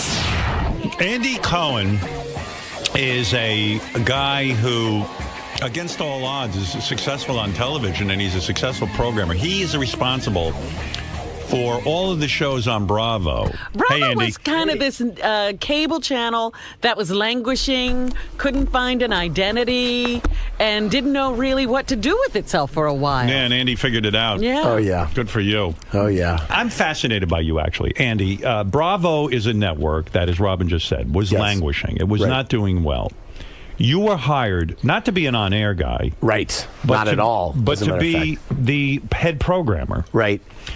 What credentials did you have? Yes. What is it? No one knows really much about you. Yeah. How did you get to be a programmer at Bravo? I started, by the way, when I started in TV, I wanted to be on the air. And this was like 25 years ago. And Don't you think a lot of television executives want to be on the air? Which is why it is so fucking crazy that this happened. I mean, this is like, to say 1 in a million is an overstatement. This does not ever happen. Because not only are you the program guy, you're openly gay. Yes. And so right away, it's hard to get a network programming job being openly gay. That's number one, don't you think? I mean, at this point, yeah, I don't know. I still think so. Really? Absolutely. Maybe on a Big Besides Three you, or Big you Four. and Les Moonves are the only two guys that are openly gay program directors. I mean it. Funny. What do you mean funny? Oh, he's not gay? Julie Chen. She's not a beard? She and I were interns together at CBS News, Is that right? actually. Is that right? Yeah, we were. I was obviously making a joke, so Les, you can't sue me. You're not anyway, serious? No, I'm not serious. Although who knows? You never know. He's a very attractive guy. Very personable. Very personable. Yes. So I still think that most programming guys would love, like Les Moonves, for example, was an actor. He put himself in some series even. And I think that they think they can't be on the air because they will be viewed as less professional. Right.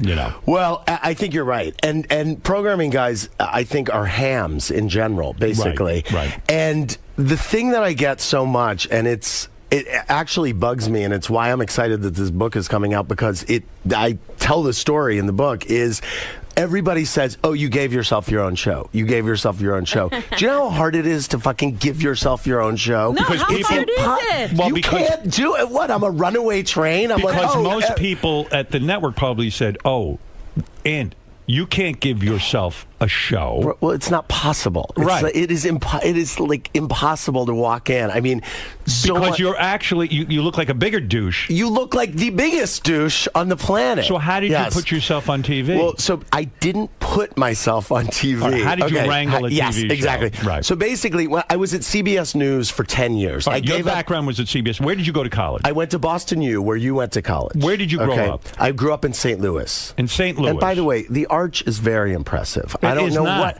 Dude, it's a sculpture. It's like a 60-story sculpture. I don't know. It's sort of like in the middle of nowhere, you know? Well, it's like, all right. Well, the placement, it would be hard to place it somewhere else. It's surrounded by like warehouse buildings. Yeah, well, all right. The surrounding area. Weird, that's all. Yes, no, it is weird. Everyone was all insulted. What did you say it was? It's a sculpture. No. But is it impressive? It is so impressive. It is? Yes. All right, don't get off track. Okay, I'm sorry. All right, you From grew up St. in Louis. St. Louis. Grew up in St. Louis. Where in St. Louis? In the suburbs. All right, in the suburbs. Were you a popular kid? I was. Were you openly gay at a young age? No, I wasn't. I actually was in terror of coming out. I mean, and I was popular. I was voted most talkative in my high school class, and I was head of the student body. And did you know you were gay? Yes, I did. And you had to live a closeted life. It was so bad. And did you date girls? I didn't. No. So you've never banged a chick? No. You haven't? No. What do they call that? They call it a gay person who always knew he was gay. That is called a pureblood. A pure Is it really? That's right. Are you kidding? That's right. I knew there was a title. No. What, Gary? What's the title for like a gay guy? A gay? Isn't it a gold star lesbian or gold star homosexual? I'm a pureblood. Yeah, you're a gold star. Oh my God, that's my new name, pureblood. I love it.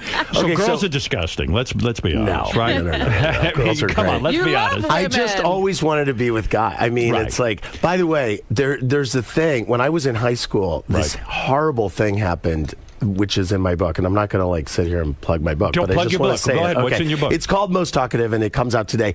But I went to see Eddie Murphy in concert with some friends when I was in high school. That had to be hard. And we decided to do shrooms, okay, at the Eddie Murphy concert, which seemed like a good idea. Right.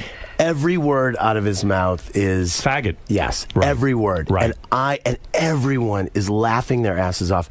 And I literally was in there and I was like, "Oh my God, this is my life. This is what my life is going to be." Right. There's 20,000 people in here laughing at me. And I mean, I never did shrooms again, obviously, but I mean, That had to be a bad trip. That was the worst trip. I mean, it was so bad. You're so right. When you're a closeted guy and you're surrounded by a bunch of friends and they're all making fun of gay people, and sometimes you have to even sit there and go, "Yeah, can you believe those guys?" I mean, it was bad. So that was my whole high school. That was really. So in high school, had you ever been with a man, or did you actually make out with? No. Did you make out with women? Yeah, a little bit. I mean, just to do it, but I mean, it's like And so that's the furthest you ever went with a girl. Yeah. No. Feel them up? More. Finger? More. You ate out a girl? Yeah. And she blew you? Just the first. You just ate her out? Yeah. Why didn't she blow you? It just is what happened. I mean, yeah. I'm a pure blood. How bad was it? Yeah, you are. You're a pure blood. I'm a pure blood. That's right. Yes. I think I just made that up. I think you did. I love it. It's the best phrase. It's the name of my second book. So Andy, it's the name of my second book. I can imagine the humiliation of going to the Eddie Murphy concert, and and at the time he probably didn't realize how painful that was. You know, people's attitudes have changed. Right. And so imagine my glee years later when he got pulled over with that. The tranny. I was like, isn't this full circle? Karma's a bitch. Karma's a bitch. So that's tough. You go off to college, and then do you come out of the closet? I came out of the closet in college. Right. Yep. Did you tell your parents first, or did you? I told a girlfriend. I was studying abroad in London, and I went to Europe with a very good friend, my friend Jackie, and we traveled, and then she left, and I was alone in Europe, and then I was like, fuck this, I'm going to start going to gay bars, and I'm going to, Did you force yourself to talk a little differently? Were you like, hi, everybody? No. I mean, I was like this deadhead with bad hair traveling around Europe, and I started going to gay bars, and I was like, this is awesome. This is great. And so by the time I got to London to study abroad, I was like, there's no way I'm going to be able to stay in the closet. Like, this is what it is. I can't rein it in. By the way, I'm thinking about this, what a true blood you really are. I mean, you ate a girl out and didn't get a BJ in return. That's a true blood. I mean, that's awesome. True blood. You really are. Oh, my God. So you finally are with a man in college. Yeah. In high school, you'd never been with a man. No. You probably fantasized. You probably watched some gay porn, blah, blah, blah, blah, blah. Not a lot of gay porn coming in through St. Louis. No, at the time. It's not the gateway. The arch doesn't represent the gateway for gay porn? Yes, it does. It's the gateway to gay porn.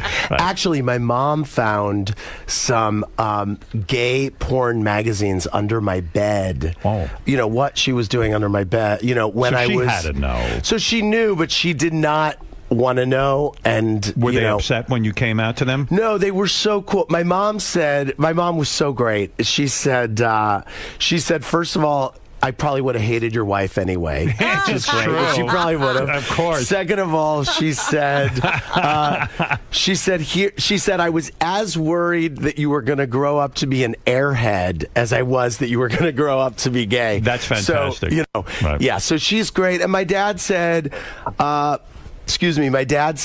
I love you.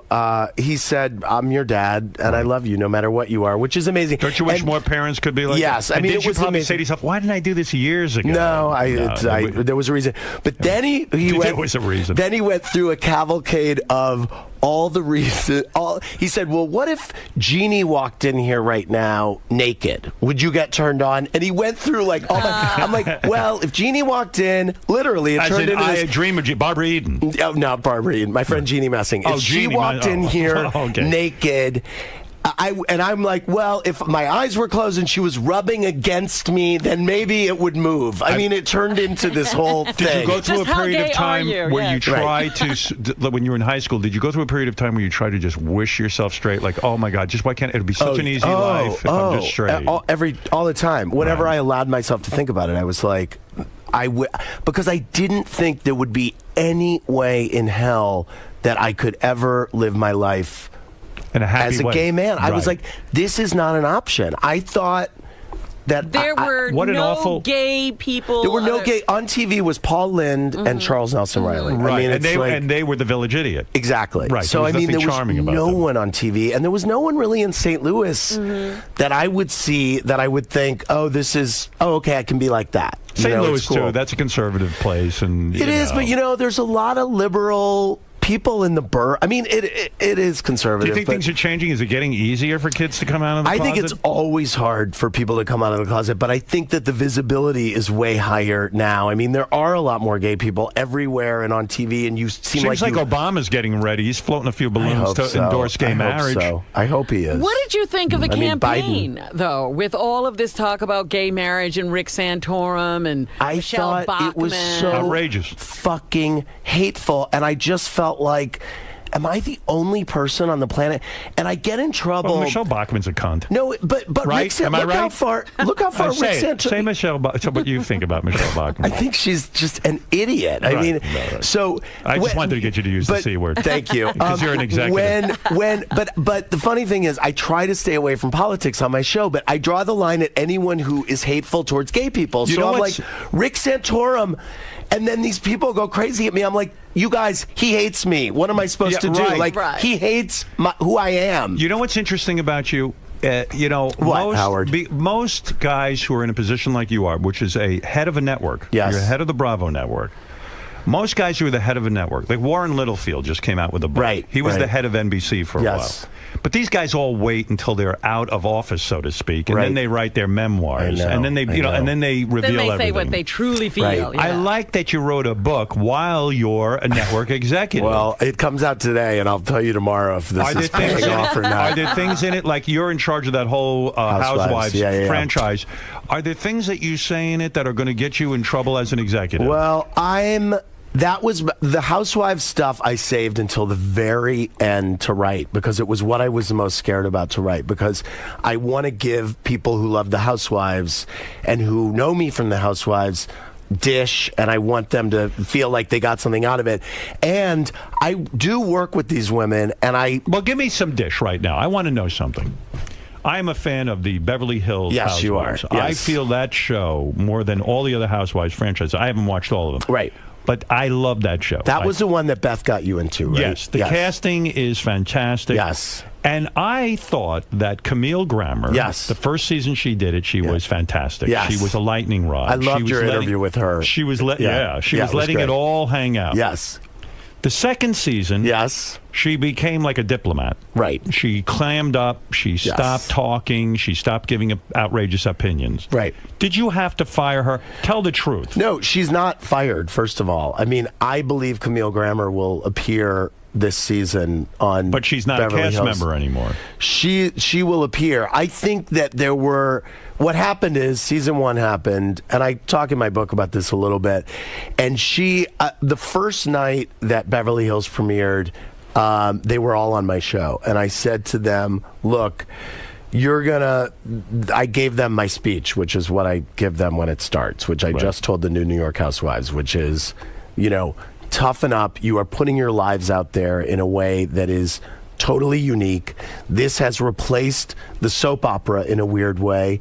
And so now people are going to have opinions about your life in the way that I had opinions about Erica Kane when I was growing up. So what are you saying? That Camille couldn't, are you saying Camille couldn't deal with it? Well, no, and I said to her specifically, you're going to have this is going to be a really rough season for you, because at that point I had seen 10 episodes in or something, and I knew what happened at the end, that this was going to wind up with Kelsey Grammer leaving her, right, and that whatever happened to her through the run of the show, people were going to really sympathize with her at the end. People were going to really sympathize. But they didn't. So I said, it's going to come around for you. They did. By the time the reunion happened, by the time, I know, I'm like... She claims the way you guys said it made her look like a jerk. I don't believe that. You say what you say in front of a camera, and then it airs. And so she went through a really hard time, and I felt terribly for her, and I was saying, get off fucking Twitter, get off social media. And I was saying, like, come on my show, do something, and just own it and say, I can't believe I said that. That was so dumb. But Why what did she I say ended that up about doing the the nannies? second season is almost ruining the season because she started acting like she was married to the president of the United States. And her moment of glory in the second season, which every fan really attached themselves to, was when she, at that tea party at Lisa Vanderpump's house, got up and said, I'm going to tell the truth. This guy is abusing you, and why are we all dancing around it? And that was a moment where she really let herself go. And she shined. And but she let's shined. tell the truth. Yeah. You're a very bright guy. You didn't get to where you are being stupid. You're smart. Okay. And you know as well as I do that these women have no idea what idiots they look like. You're the mastermind behind this. Yeah, I wonder about the casting. Do you ever feel like you've taken a retarded person and made a fortune off of them? No. Because you know they're dumb. I mean, ultimately, at the end of the day... They have no clue who they are. Right. They have no idea that they look like shitheads. I think that what I would say is that they have very... I'm trying to find my words. Find the word. They have... You know what? First of all, we don't cast wallflowers. We cast people who are... But they're desperate and people for fame. And I think one thing that they don't have, because a lot of these people have a lot of money. But they don't have fame. One thing they don't have is they're not famous. And I think And it kills them. that could be one reason that they're drawn to doing the show. And I think everyone has a different reason. That's exactly why they're And by the drawn way, to it. though, it pays off for a lot of them in different ways. I mean, say what you will about any of them, but they're living. Okay, so now they can get into restaurants. They're Couldn't they do that before? I don't know. Things they want to be famous, but they don't realize they're famous for being idiotic. Sometimes look, everyone has a different entry point for the show. You think someone's idiotic, and then something happens, and you're like, wait a minute. I fucking love that person. But that's going to be the real book one day. When you write about, when you're an old man, you're going to write a book about what idiots they are. No. You are. Andy, take me through this. Yes. Now. So you graduate college. Yes. And you get a broadcast. You wanted to be on the air, but you weren't. You got a broadcast job. I got a bunch of internships, and the way to make it in this business, for me, I feel like my piece of advice always is just get a shitload of internships, basically. It's and good that's advice. what I did. Yeah. And I got them in radio, and I got them in TV, and my last internship, which at that point I viewed as a graduate course, was at CBS News. And at that point, I had a bunch of internships. How long were you at CBS News? Well, so that was my internship. Then I graduated. I moved to New York.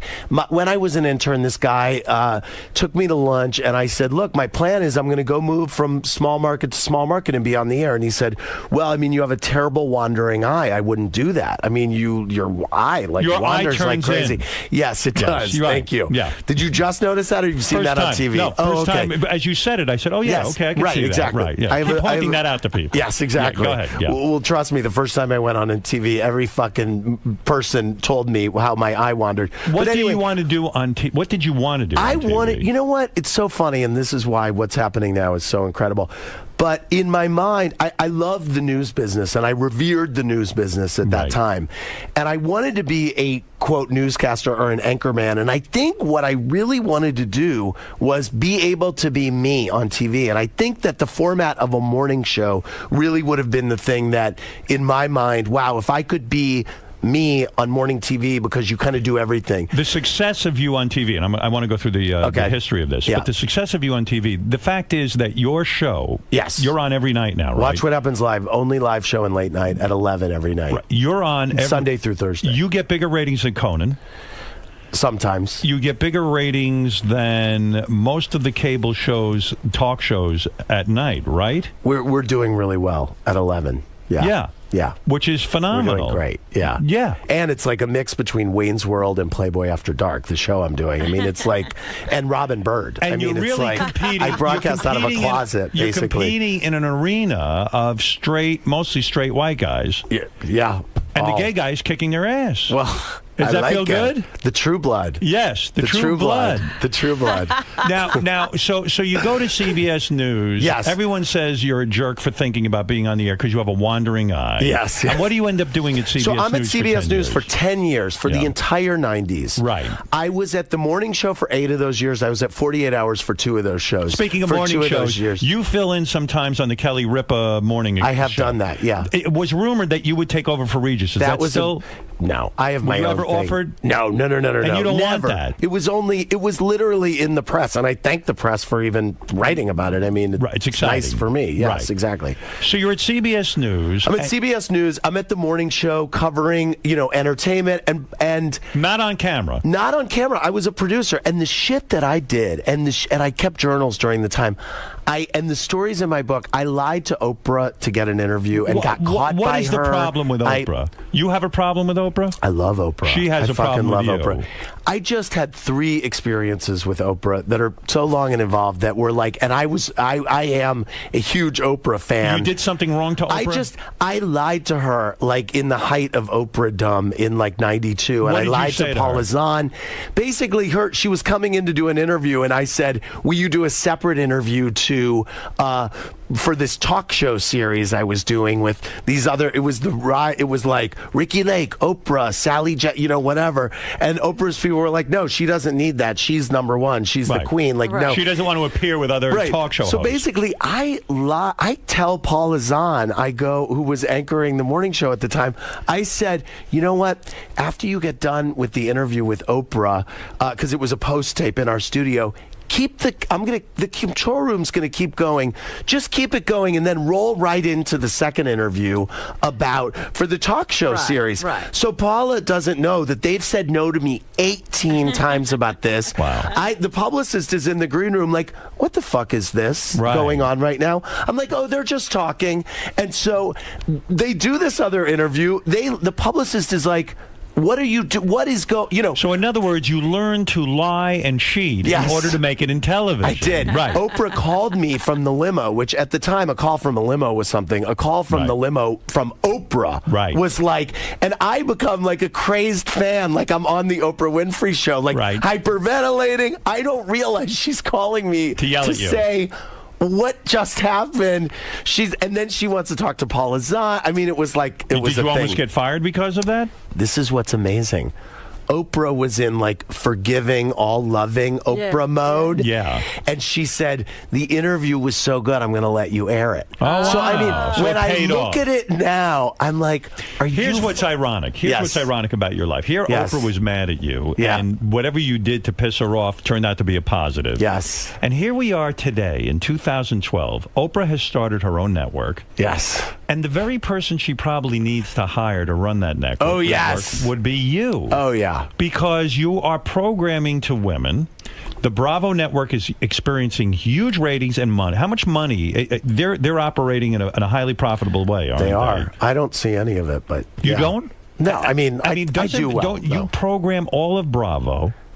You're telling me you're not a well-paid guy? No, of course I am. Of course I am. Are you worth $10 million? No. I hear that's about what you're worth. And I would where do you hear that? But I would think you're almost worth more. I mean, if you left Bravo today, if Oprah called you and said, Andy, what you did for Bravo was phenomenal. Yes. I want you to do it for me at OWN because we're in the fucking hole over here. We're down about 350 more. It's probably way more. Right. Hundreds of millions of dollars. Yes. Come on over.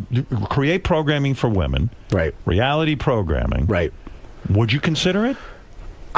Oh my God. I'm like, no. I'm taking shit right now. Nobody is write your own ticket. But what do you mean you're a pig in shit? You're not. I'm the happiest. Are you kidding me? I have my own life. What does the Bravo network make a year? I don't bullshit. know. I don't know. They do great. What do they make? What does a network like Bravo make a year? I have no idea. You're lying. Dude, you're the head I'm the programming guy. I'm not. Ask me to add 2 numbers. Les Moonves doesn't know what CBS makes a year? I am. Les Moonves is the CEO of CBS. All right, but don't you think... I am now in charge. By the way, my job has changed. I'm now in charge of development and talent. I'm no longer in charge of current. I still do the Housewives and Top What Chef. is your estimation of what Bravo brings in? They do very well. What is very well in television and cable? What would be very well? I'm curious. In your opinion. What would be very well? Yeah. I mean, you know what? Bravo is the number, I think, 11 or 12 cable channel right now. Okay, what is that? 18 to 49.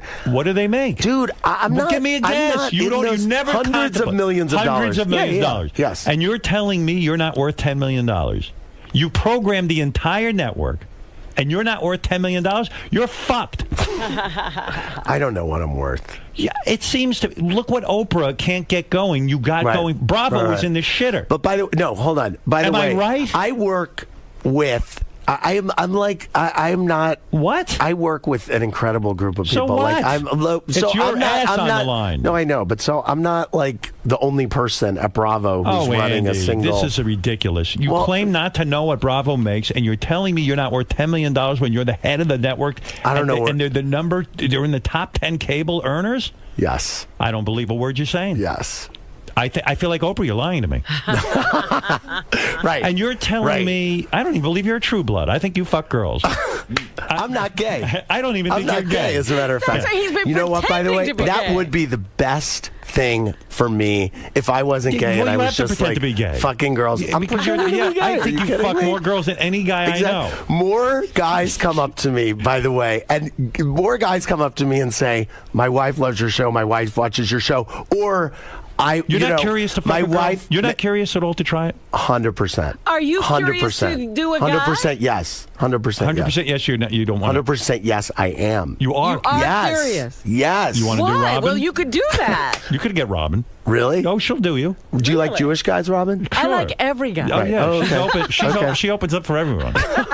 Excellent. Yeah. But is that why she's behind glass? Yeah. Why would he be curious? Are you curious about doing a guy house? Yes. Oh, is this on? I mean, of course not. Yeah, really. But that's a good question. That's a good question. Yeah. I mean, like, it is interesting, and that's why I'm a true blood. It's like when I was in high school, it's like I knew what I was, and that's another like my cousin fuck you to Stacy. everybody who's like My cousin Stacy came out of the closet when he was 13. He is such a true blood. He said to me, "Girls, ugh." His name is Stacy, by the way. Well, that's not his God-given That's name. another. Right. Oh, really? No, he changed it when he was 13. He knew. Is that true? Yeah. Oh, wow. Oh, yeah. But that's the thing. I mean, that's why these people who are like, oh, these gay people, I mean, Bill O'Reilly was like, oh, Glee's going to turn people gay. It's insane. It's like, I knew you either want to. Guess what? You either want to do this or you don't. Right, like it's not. There's nothing that can change you. It's over. true. And you've been inundated with heterosexual material. Thank you. And exposure all your life. You're seeking out a and specific a world that wants thing. you to be straight. Exactly. Meanwhile, are you telling me no other network approach it with the success you've had at Bravo? You haven't heard from other cable outlets? A little. You know what? I actually think I'm so affiliated with Bravo that maybe nobody else wants me. I mean, if you're curious about being with a woman, and I'll get off this topic. Okay. Why don't you try it then? Yeah, I mean, it'd be simple to do. I'm not saying I won't. You're open to it. Yeah, absolutely. Do you have a lover? Are you in a I'm single. Oh, you're I'm single. Yeah. Do you date a lot? Yeah. I imagine you're a hell of a catch. Thank you. With your job, and do guys try to get you because you can get them on television? Or they want to meet the housewives? I think I sniff those out pretty. You know what I mean? It's like, how often you date? It's not. How often do I date? I date. I mean, I'm not. Look, here's the issue that's just happened to me starting in January.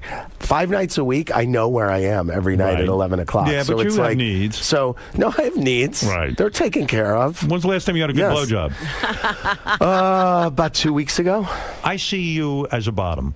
Am You I do? correct? Yeah. You are incorrect. I knew. I was waiting for receiving. you to get to that. You don't like receiving? Exactly. Wow. Yes. I had you pegged all wrong. No. You like giving. I'm a giver. So you thought about this, did you? I did think about it. I'll be honest, I did. What would you be? Me? Oh, my I'm a God. bottom. I love it. Why? Because it's easier? Oh, yeah, I like to accept. I like a big cock Accept in my the ass. gifts. Yeah, Are you kidding? I Look know at me. you do. I know you do. I can tell. Yeah. That's what I was thinking when I No, walked I'm in. a top. Are you crazy? Yes. Maybe I'm a bottom's bottom. I don't know. I don't know what I'd be. I don't know. Sometimes with a woman, I'm a bottom. But I don't want to talk about it. You're being interviewed, not me. Right. All right, get back to this. You're Okay. at CBS News. Yes. 10 years. Okay. There for 10 years. Great run. Worked with Dan Rather. I mean, very cool. So Had how front do you row get seat. a job By the at way, Bravo? Interviewed you. You did?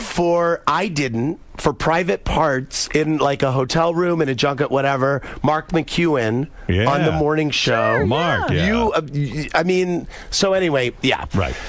All the 90s, an amazing time. So then I'm offered a job at a small cable startup that was starting up called Trio. I mean, it was I this remember channel, that. very small, and I got a job as the head of programming, but I mean, it was a startup. And so it was a total lucky break that it was like, if you're ever going to leave, now would be the time, and this would be the way Smart to learn. move. I mean, an amazing opportunity. And I was always really happy at CBS News. When you went to Trio, is that where did you develop Queer Eye for the Straight? No.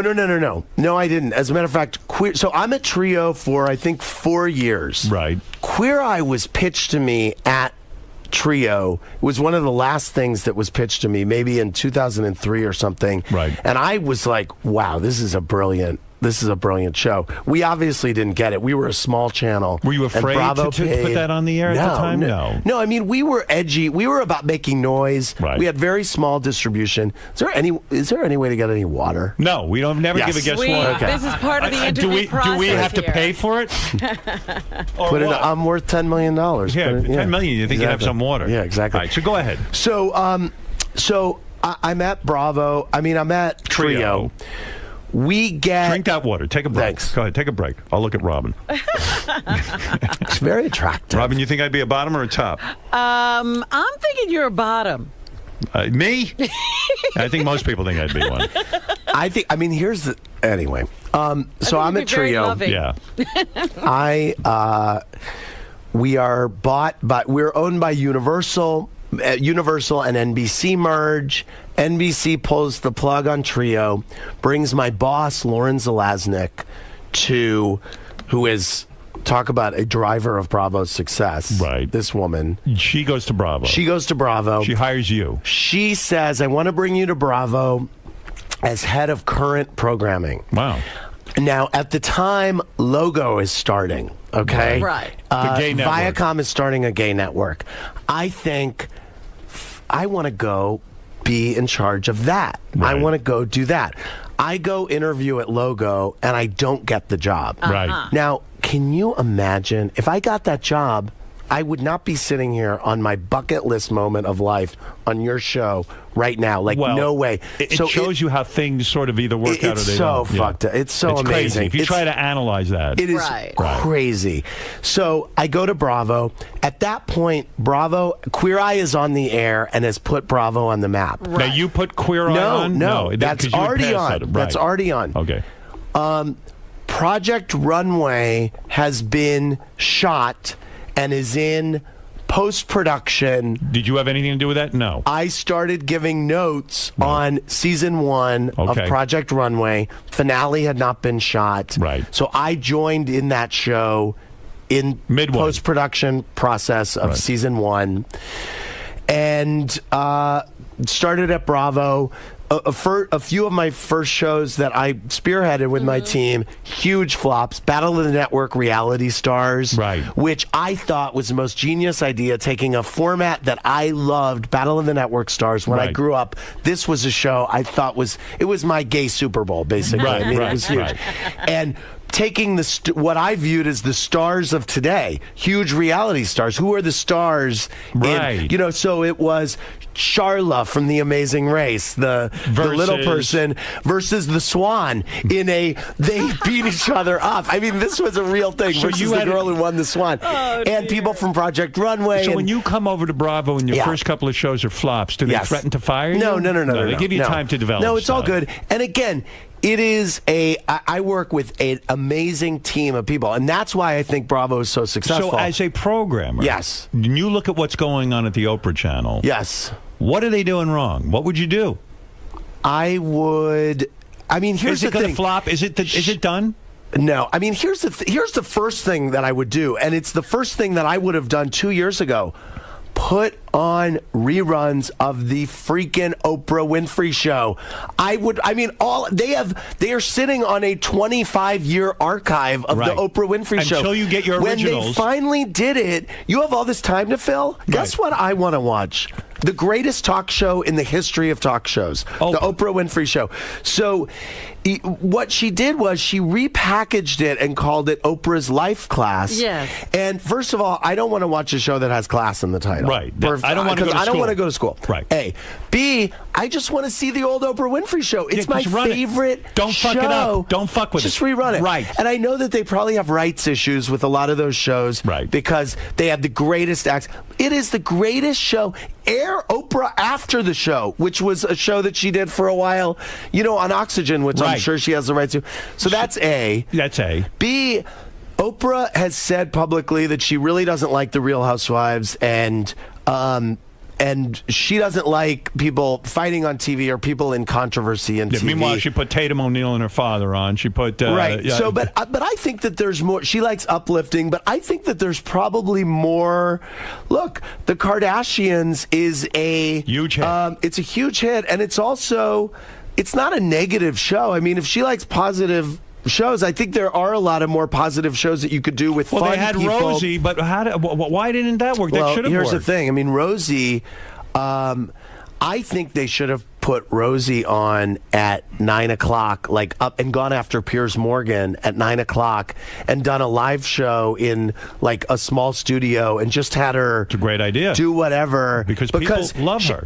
She got great bookings on that show. I mean, Rosie had... she got everybody on her own show. Right. And I feel like if it was between Piers Morgan and Rosie and Rosie's doing a live show, I would be like, what's Rosie doing at 9? That's right. Anyway, I don't know. Right. So why they didn't hire you, I don't know. But okay, so anyway, but here's the thing. Are you unhireable? I mean, Bravo isn't paying you that much. Maybe he has a contract that's unbreakable. I am not saying that Bravo's not paying me. Bravo is paying me well. And what I'm saying is I'm really happy at Bravo. I'm not looking to go anywhere. I couldn't be happier. I'm like... Are you the guy who figured out to put regular housewives on? Was it your concept and you hired a production company to do that? How that happened was this... someone brought us tape of these women in Orange County, and it was a group, and he said, I live in Coto de Caza. It's a gated community in Orange County, and I live with these women, and there's something there. And he had a lot of different ideas. There was one that was, maybe we'll do a mockumentary series, maybe, and we're like, well, these women aren't actors, they're not actors. And so we spent some money to just shoot with these women because they were living in these huge fiberglass castles, basically.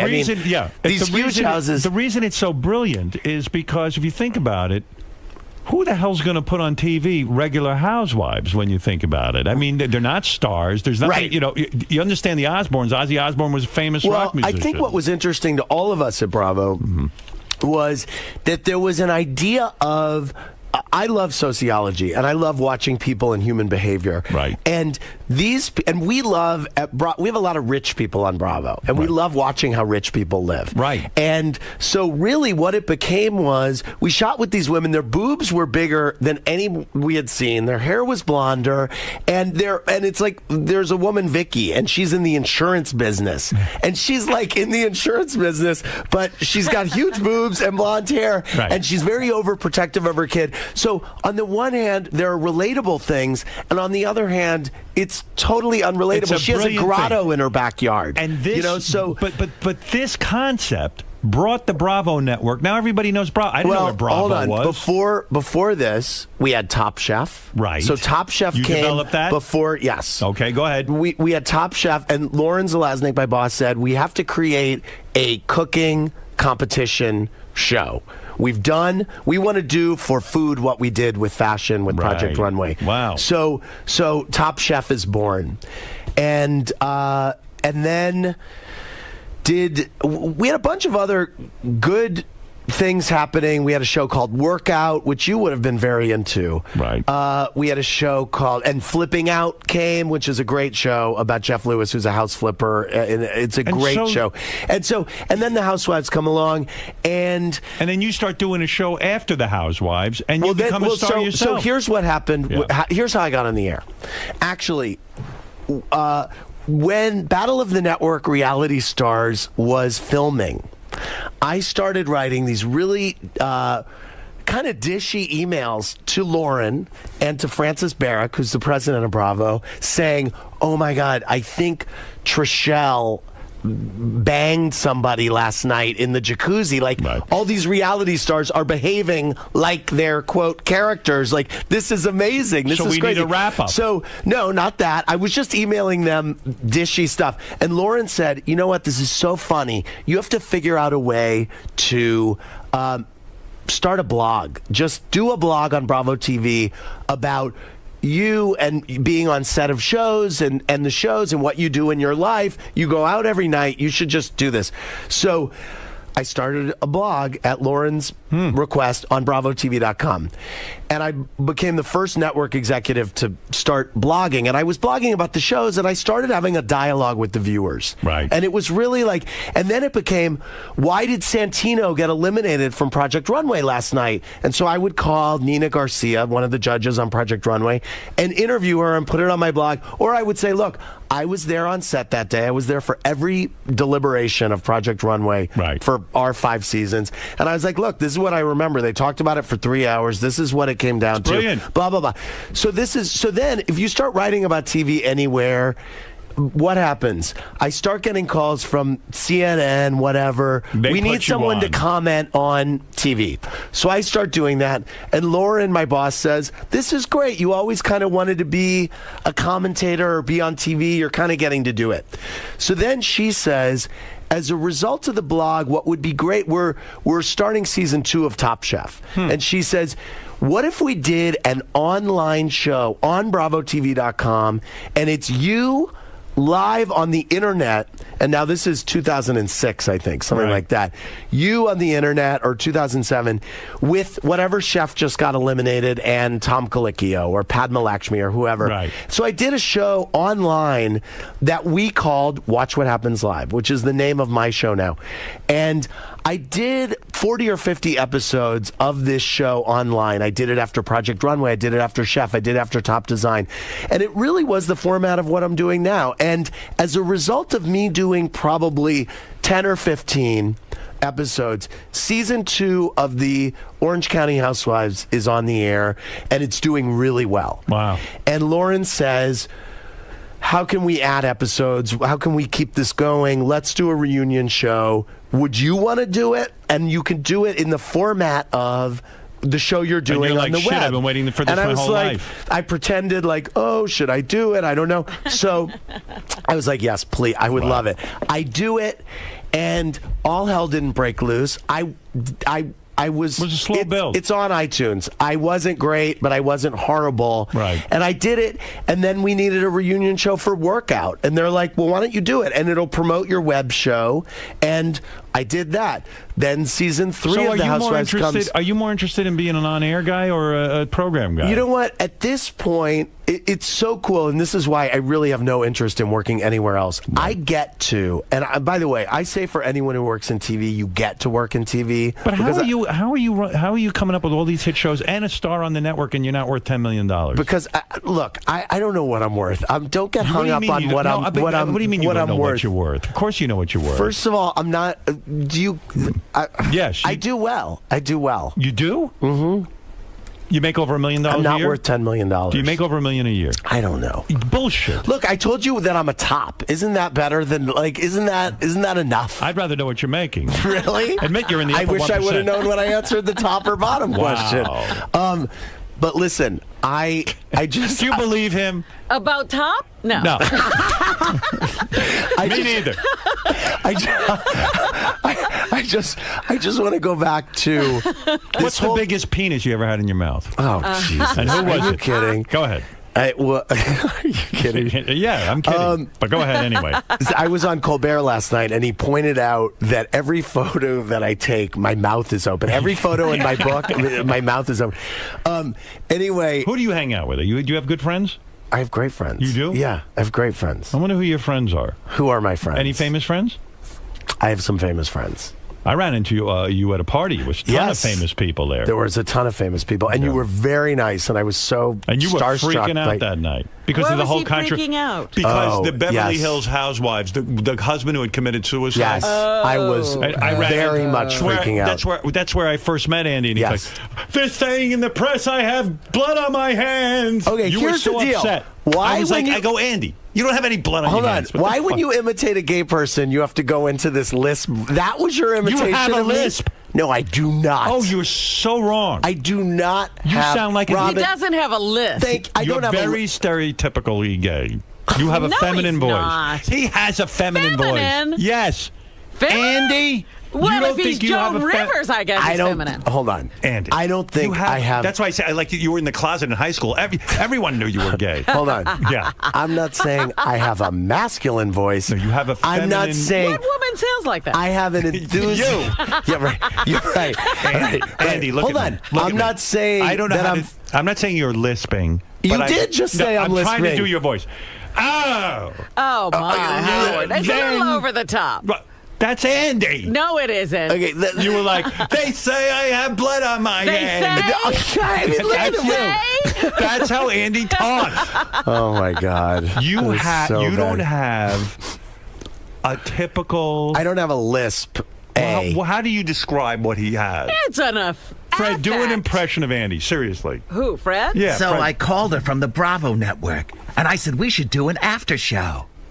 All right. Yeah. Okay. That's not bad. That was pretty good. Slight, It's got a what is it? slight lilt to He has it. a lilt. Yes. Yeah, a little Okay. bit All of right. an affect, Okay. I don't mean you yeah. have a lisp. Not a I'm lisp. trying to do I an mean, impression. You go into your lisp But this gay is what he- voice. I mean, in front of me. I mean, Stereotypes. no, I know. He stereotypes everyone. But the thing is, he's No. so Oh, you he's do. so good for the gays. I mean, that's the thing, and he got Goddamn it. right I am. No, he Yeah, is. pro-gay. But you're not when you go into the lisp. But he's pro-black, except when he's doing, All like right. What are you all talking the about? security guards. Look at him. Hey, yo.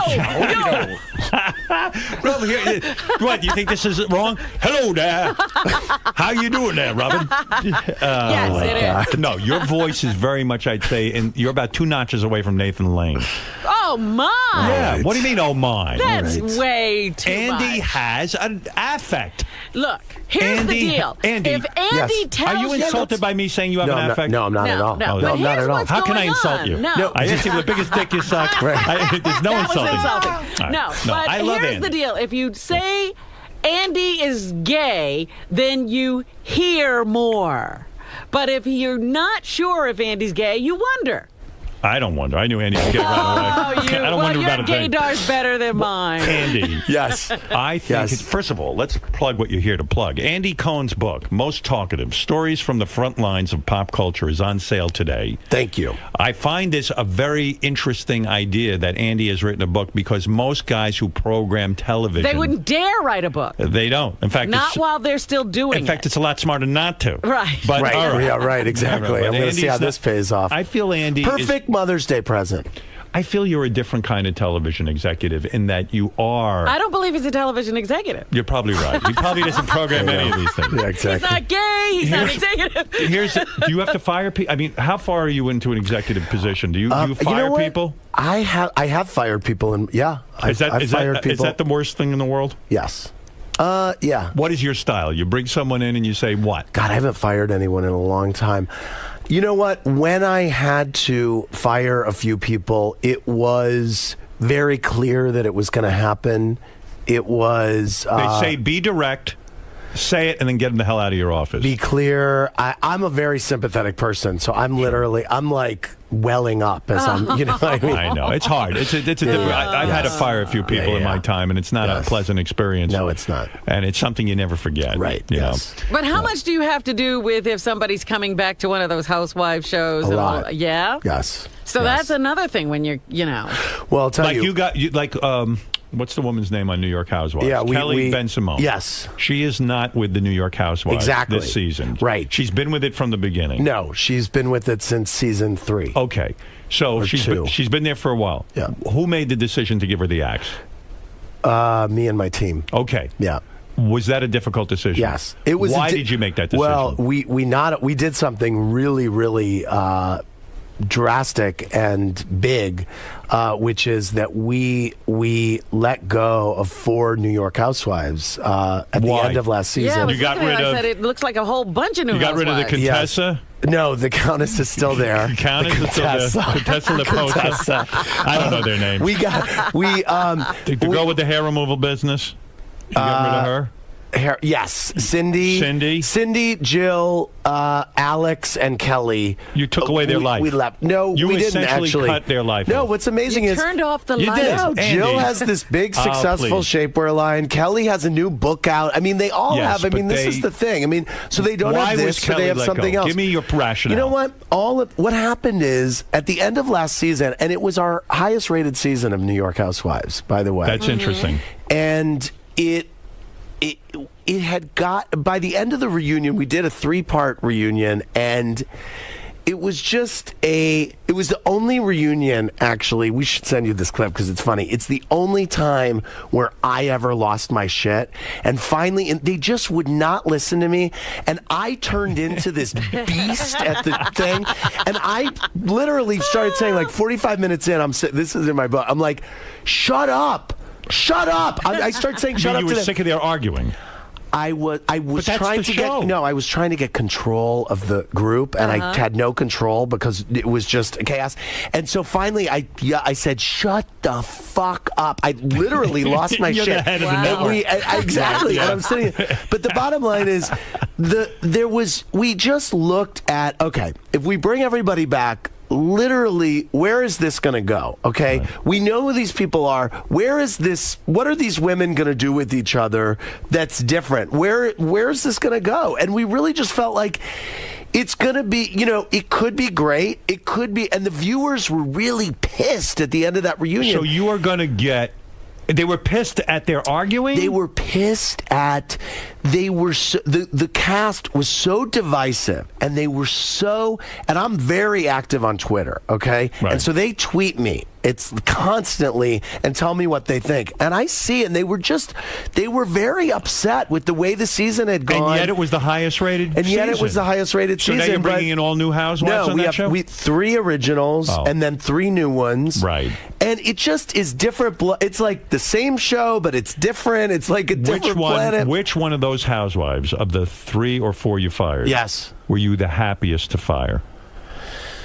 You know what? Who was the biggest thorn in your side? They were. They were. But you know what? But talking about firing, that was a really hard day because I do empathize with these women. It's like I'm on this ride with them. I really am. You got them into this mess. And so it's like so then I'm speaking to them that day, and it's like. You can't describe this kind of experience that you're on with them in this journey, and they've become very famous, and everyone has these fakakta opinions about them, and they're telling them, and it's a weird dynamic. I know what you're hinting at. You're hinting at the dynamic. fact that what happens is they get a little bit of fame. And then they get people, advisors. Oh, well, that happens too. That. Well, that happens too, but that's fair. Yeah. I mean, that's fair. But they're telling them that they have more or bring more. No, but all of them would have. But all of them would have come back. I mean, so they pretend were all... I'm Kelly Ben-Simone. Fire me. Fired. No, I didn't fire her. Show me how you did. Hi, Andy. What's going on? What can I do with you? Hey, how are you? Hey, we're not going to continue. What? No. What? But you know what? But Kelly was a great example. I mean, she was so. I got an email from her the other day, like, "Thank you again for giving me this platform." Show me how you fired her. Did you do it face to face? I didn't fire. No, I didn't fire. What happened do it over is the phone? these women knew that they were either going to be picked up or not, and the date was coming, and the executive producer called. I mean, again, this is a situation when someone's getting fired, they're usually not surprised that, you know, and so this was a situation where they knew they were either getting picked up or they weren't, and it was 50, you know, it could go a lot of ways, and so that was a situation of, there were a lot of, I was in LA that day for the Emmys, and there were a lot of phone calls being made, and it was a big day. Is your dream to program a huge network one day? You know what? Like I have NBC to say, or ABC. So you asked me a little while ago, would you rather be on the air, you know, whatever. Rather be on the air. I am. What I'm getting to do every night live on Bravo at 11 o'clock. You're it's happy. so cool. It is so cool. And the idea. What is your day like? You do this show at 11 o'clock You're at up night? at what time to be an executive? How are you programming a network? Well, my job has changed. My job has changed. So I am now only, in terms of my production duties at Bravo, I'm still an EP of All the Housewives. I'm still an EP of Top Chef. I'm working on like